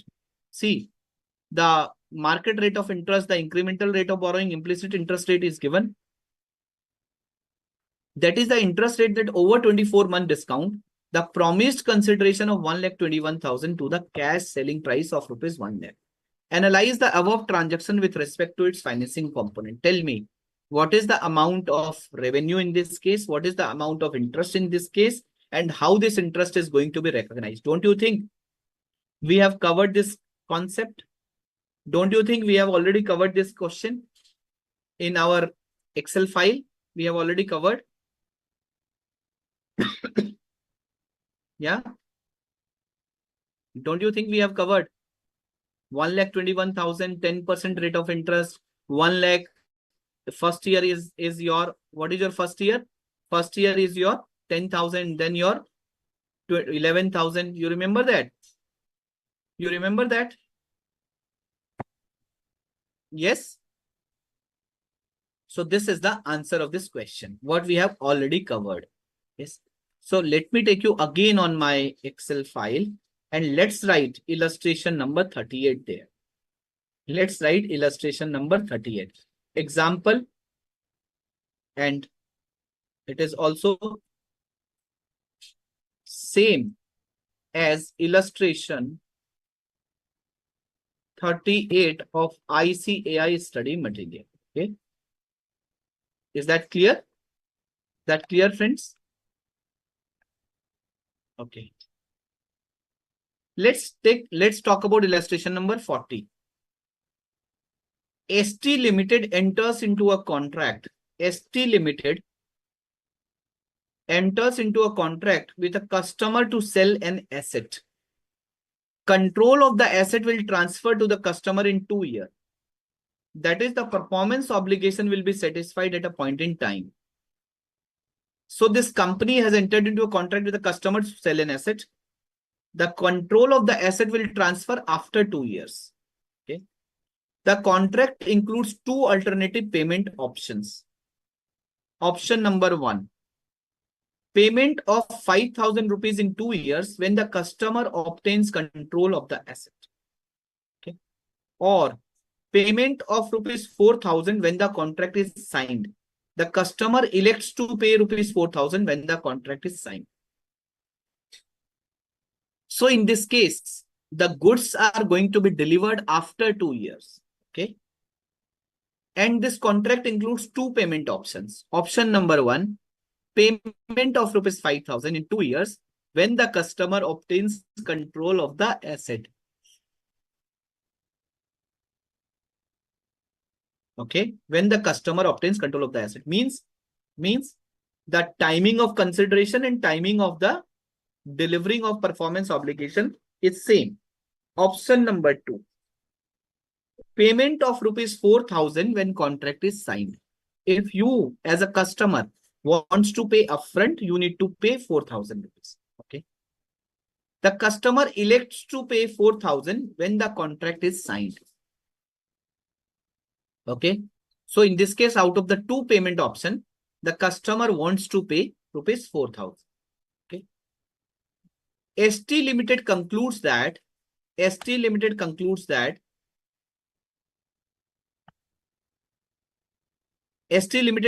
that the contract contains a significant financing component because of length of time between the customer pays the consideration and the entity transfer the goods and services. Yes, there is a 2 years time. There is a significant financing component because of the length of the time is exist.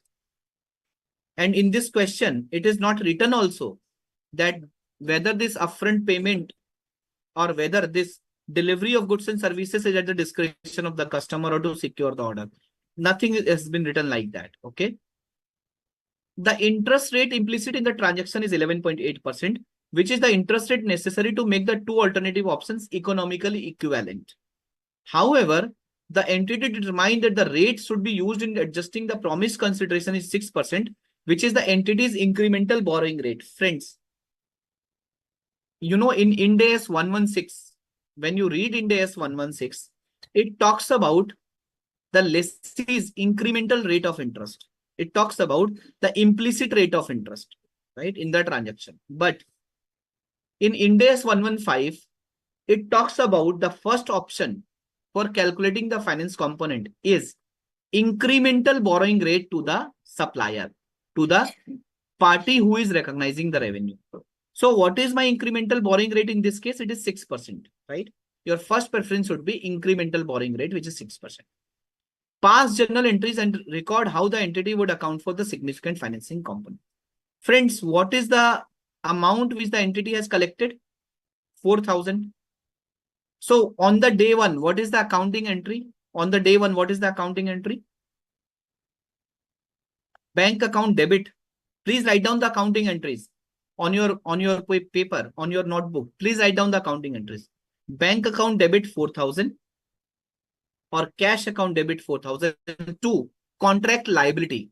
To contract liability. Okay. To contract liability. Please write down the next entry at the end of the first year. At the end of the first year. So this is illustration number 40. So let me write illustration number 40 here. Illustration 40 of ICAI study material also. Instead of at the time of sale, at the time of upfront collection. At the time of upfront collection, what is the accounting entry? Bank account debit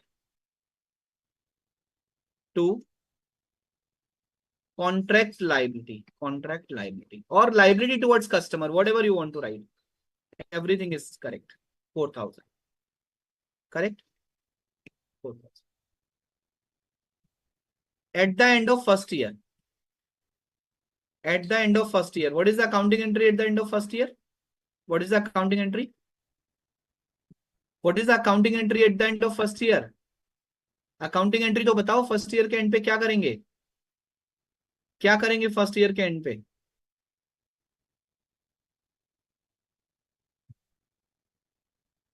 Debtors to interest, Dhanya is saying. In this case, first of all, there will be interest income or there will be an interest expense. First of all, there will be interest expense or interest income. The customer is paying you upfront, advance. The entity has got the money in advance. So the entity has to pay interest expense.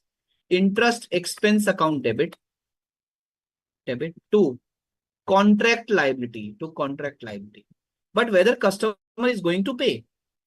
Customer ने तो pay कर दिया ना आपको. Customer has already paid. Customer is not going to pay anything. So to contract liability. 4,000 multiply by what is your rate of interest? What is your rate of interest? Incremental borrowing rate. 6%. Very good. At the end of second year, now at the end of second year, again, same. Interest expense to contract liability. What is the amount of interest? What is the amount of interest? You have to charge interest on this contract liability, 4,000 plus 240. You have not delivered the goods to the customer yet. Okay. So you have to charge cumulative interest, 6%. 254. Okay. 254. 254. Now, at the time of delivering of goods and services, at the time of sale. Now, at the time of sale. In this question, the sale is coming later on, right? In my question, the sale was coming first. So at the time of sale. What is the accounting entry? You need to tell me the accounting entry now. You need to settle this contract liability. Contract liability, account debit. Account debit. To what? To revenue. Credit. What is the amount from which the revenue is going to be recognized? 4,000 plus 240 plus 250. This is the amount with which the revenue is going to be recognized. This is illustration number 40 of ICAI study material. Illustration number 40. Okay. Illustration number 40. Is that clear? Is that clear, friends? Illustration number 40. Okay.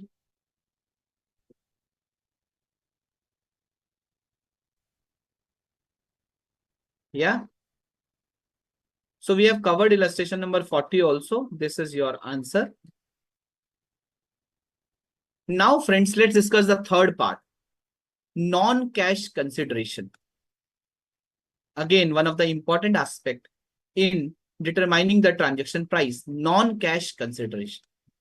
You remember we talked about the four aspects? We talked about the four aspects in transaction price. Yes.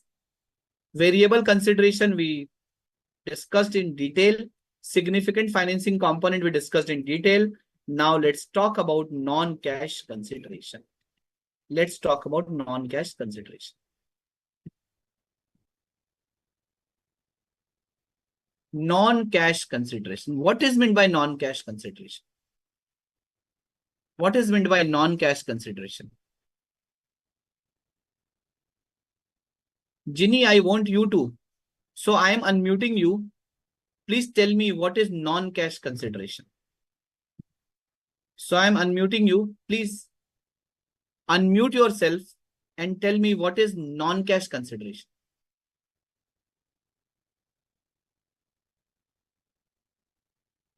Nisha is saying in kind. So Ginny, please unmute yourself and tell me what is non-cash consideration.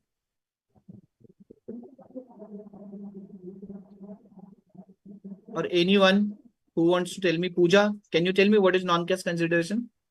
Consideration where a promise has been given to pay for goods and services in the form other than cash, like payment in the form of shares or goods or services which you can provide to that customers, just like a barter.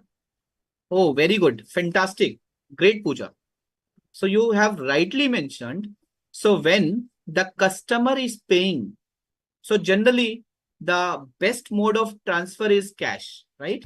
So whenever we purchase goods and services, we pay cash.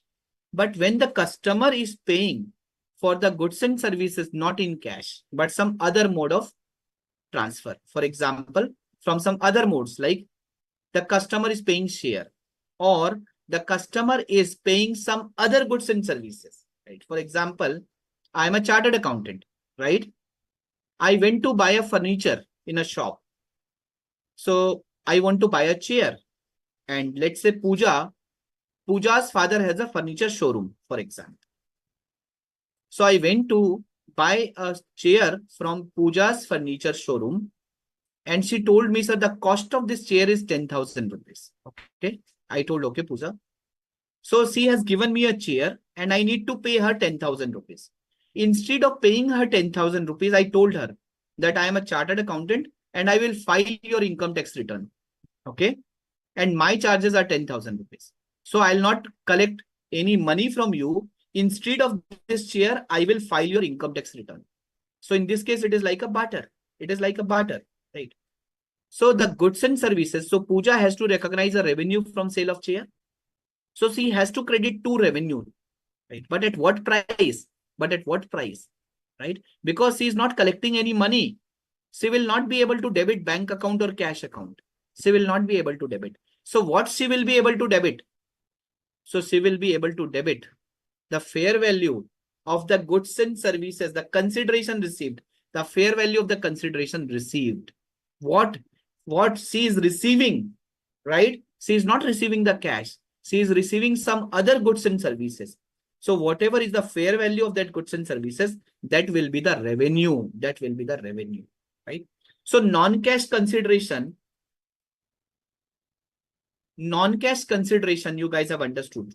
So no problem, Pooja, no problem, Ginny. So she is writing that, sir, I could not unmute myself. Please resolve the problem. Okay, no problem. So Ashok ji, please see if she can unmute herself, right? Because she is writing that she is not able to unmute herself. So friends, non-cash consideration we understood. Consideration other than in the form of a cash. Consideration other than in the form of a cash, right? Consideration other than in the form of a cash, right? Like barter transaction, like barter transaction. Of course, this barter transaction should have a commercial substance, okay? So non-cash consideration. So now let's discuss one example. DLF Limited sells flat to Mercedes in exchange of 2 cars. DLF Limited. DLF Limited is a company. Have you heard about DLF? Sells flats. DLF is a real estate company. DLF Limited sells flats to Mercedes Benz Private Limited. This is again another company, Mercedes Benz Private Limited, in exchange of 2 cars. DLF Limited sells flats to Mercedes Benz Private Limited in exchange of 2 cars. So DLF Limited in the ordinary course of business sells flats. Okay. DLF Limited in the ordinary course of business sold flats. What is the bread and butter of DLF Limited? DLF Limited in the ordinary course of business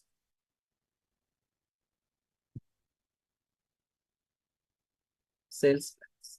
Okay. Mercedes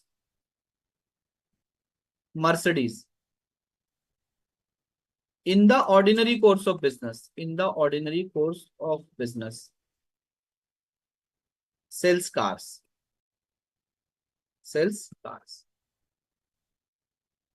Right? So DLF is selling flat to the Mercedes and DLF is not getting any cash. DLF is getting cars. Now the question is,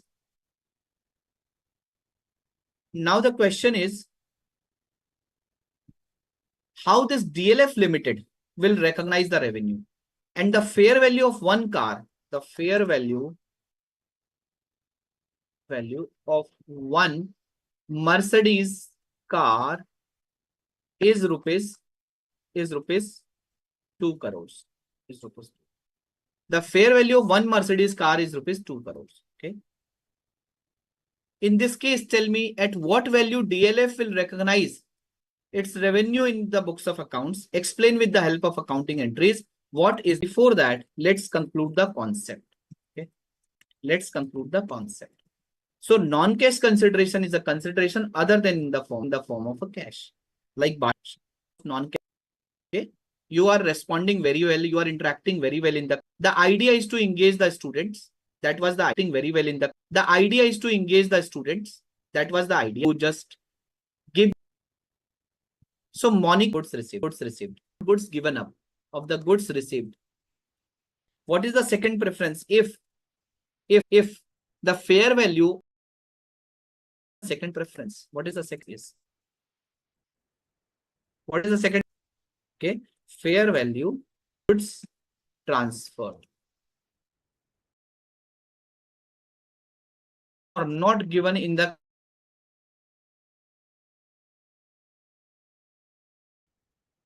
such flat to other customer rupees let for value.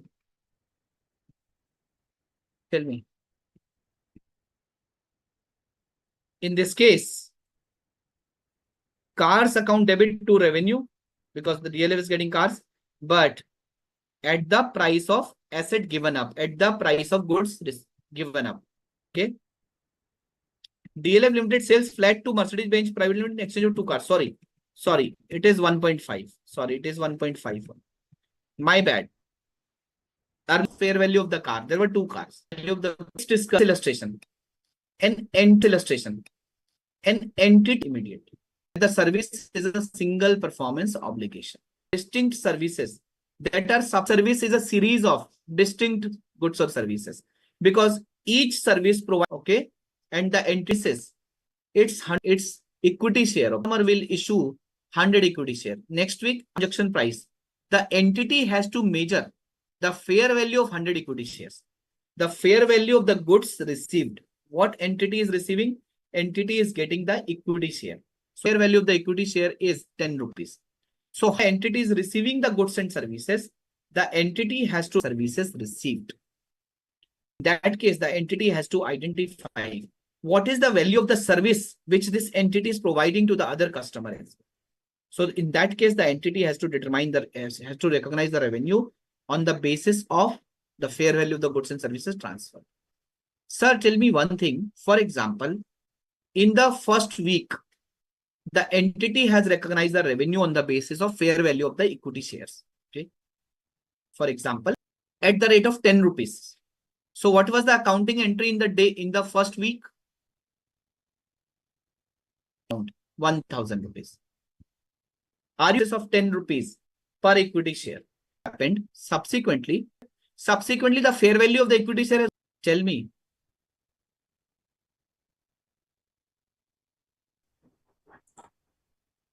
Yes or no? Goods services transfer कर दी और revenue recognise कर लिया. अब 6 महीने के बाद in financial asset की value 20 rupees हो गई पर शेयर. तो क्या एंटिटी दोबारा clear? Is that clear? So this is what this standard aspect to this question, right? Have you heard 100 mobile phones, 1,000 rupees each? What? And I will also do a lot of advertisement of Samsung mobile phones on my website, on my app, right? You need to pay me 50,000 rupees for this advertisement. What is the capacity of Amazon? Amazon is a customer, right? Will recognize what is the answer? Everyone is saying 10 lakh. Company is paying this consideration just because of, in this case, by which the Samsung seller is doing the 20,000 rupees to Amazon as a payback, right? So in this case, if there is no distinct goods and services which is given to the entity, in this case, the amount payable should be reduced from the revenue or the transaction price. If there is no distinct, I went to buy a furniture from Pooja's showroom. Buy a furniture from Pooja's showroom. So Pooja, I asked Pooja, so Pooja, I'm also saying air condition. Cost of this air condition, I'll give it to you 1,000 rupees. The fair value of air condition is 30,000, but I am giving her at 20,000 rupees, right? So net settlement we are doing at 1,000. So the guiding principle is whether the consideration payable is for distinct goods and services or not. This is a distinct goods and services. Equal to or less than the fair value of the goods or equal recognized as a price in below circumstances. Case 1. The fair value of chair is rupees, the fair value of the chair is rupees 12,000. Case 2. Case 2.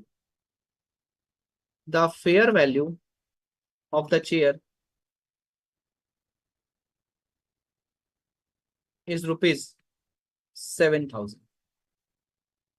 Friends, in the first case, the fair value of the chair is rupees 12,000. So in this case, first of all, analysis.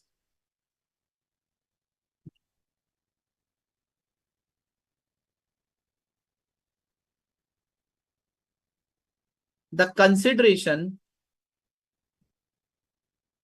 payable to customer Ayush is for distinct goods and services. That is chair.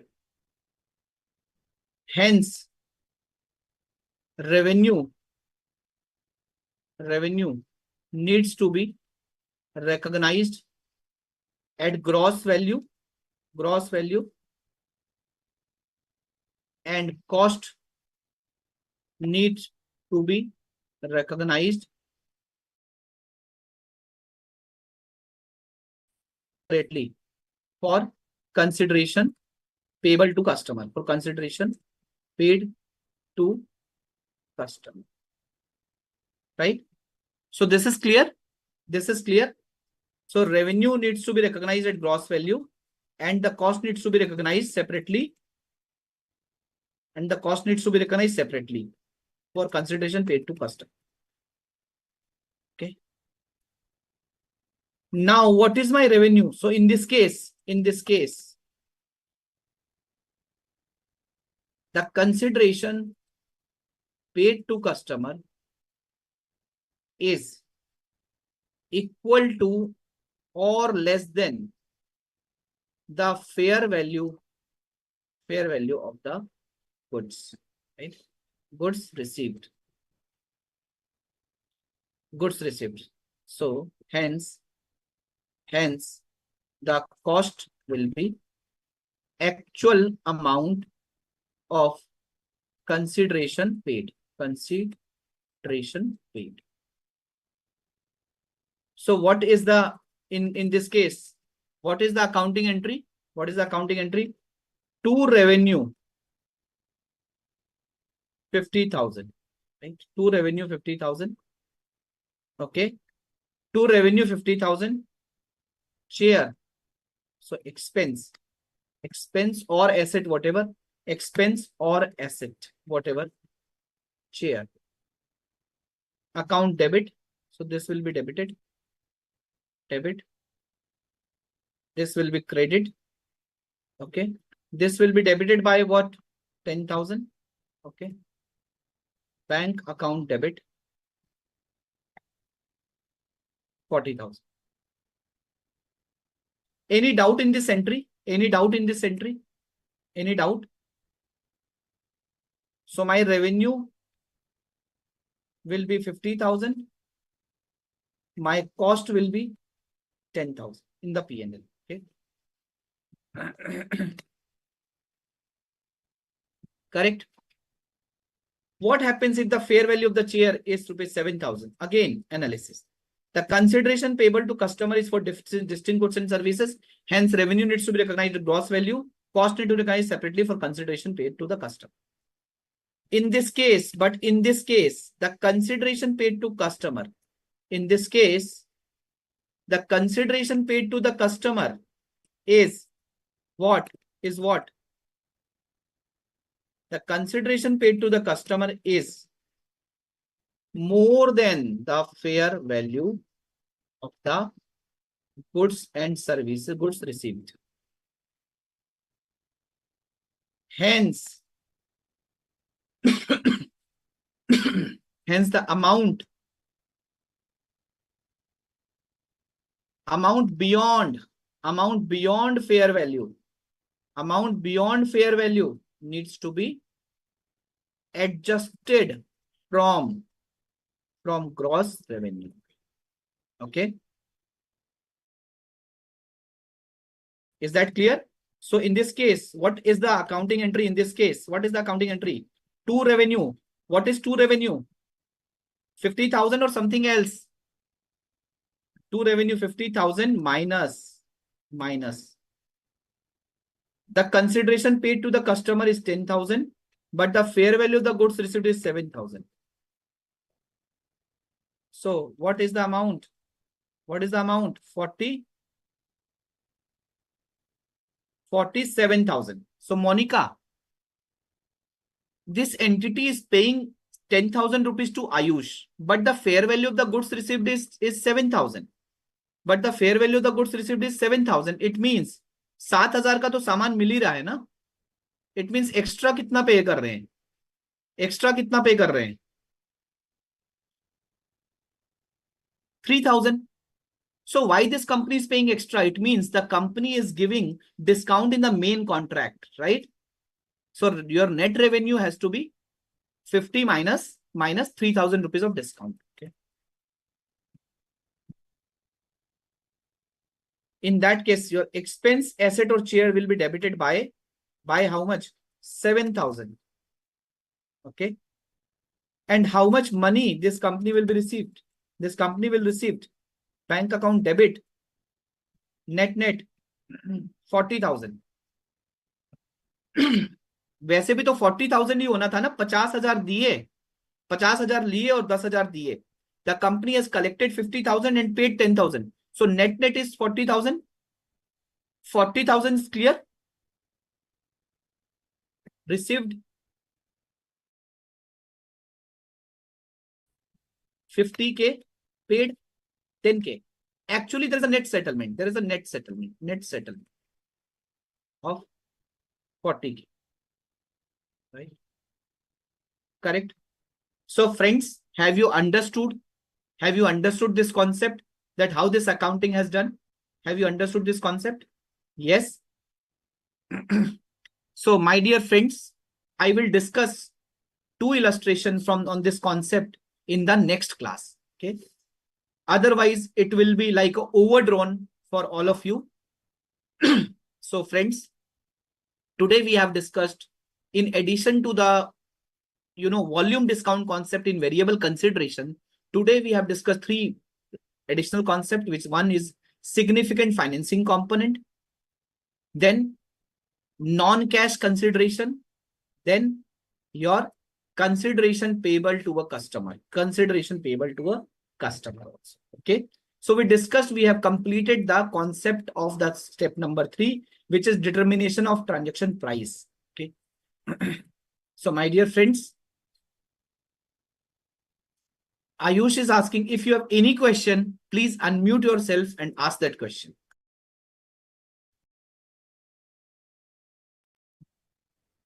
Good morning, sir. Ayush is asking, sir, since the consideration is payable for PPE chair, depreciation would be charged on 7K or 10K, or will it be expensed off? Ayush, first of all, once you have recognized revenue by 47,000, at what value you have recognized your asset? 7,000 only. Because whatever you have paid 10,000, this 10,000 is not towards chair. This has 2 elements.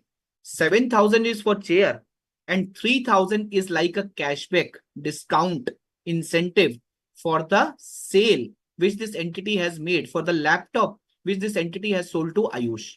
Okay. Is that clear? So depreciation has to be on 7K. One of the student is asking, sir, whether in the exam the difference between AS9 and Ind AS 115 can be asked. Answer is no. Sanya is asking, can you please explain multiple element arrangement, goods and services not distinct? So Sanya, one of the example and even multiple example I have taken when goods and services are considered as not distinct, right? For example, if the company is selling a goods which require installation, okay? If the company is selling goods which require installation, which requires significant integration, if you order the bicycle from Amazon, you will not get the bicycle. You will get the unassembled part of bicycle.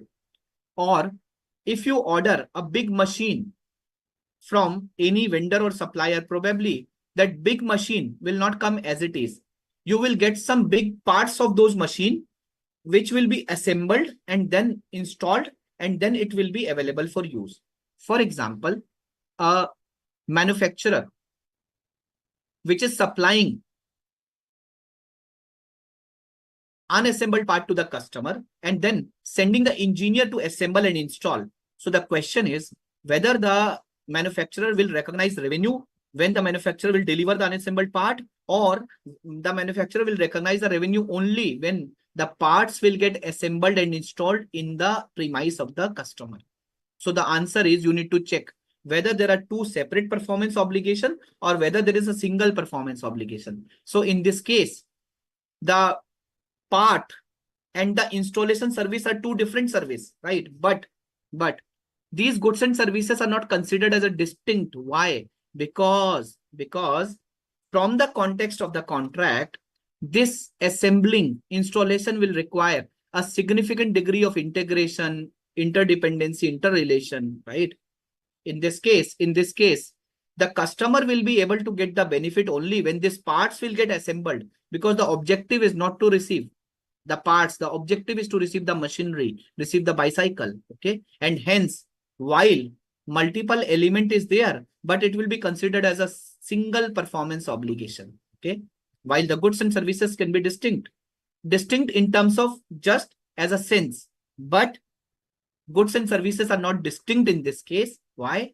Because the customer will not be able to use that goods and services until and unless the customer will get the assembled and installed asset. Okay. I hope you have understood, Sanya, now. Any other question, friends? Any other question? So friends, I hope you have enjoyed the today's session also. So in the next session will be a little bit longer. It will be on Saturday, right? There we will cover step number 4 and step number 5, and I'll discuss one of the practical illustration also of this consideration payable to a customer. And we will discuss the small steps, because step number 4 and 5 are comparatively smaller than step number 2 and 3. Thank you so much. So thank you, Sanya. Thank you. This is a big words for me. You are writing, you are the best teacher I have ever studied from. So these are the big words for me. Thank you so much for such a nice feedback. Thank you. Thank you very much. Bye-bye. Take care. Yeah, session is over.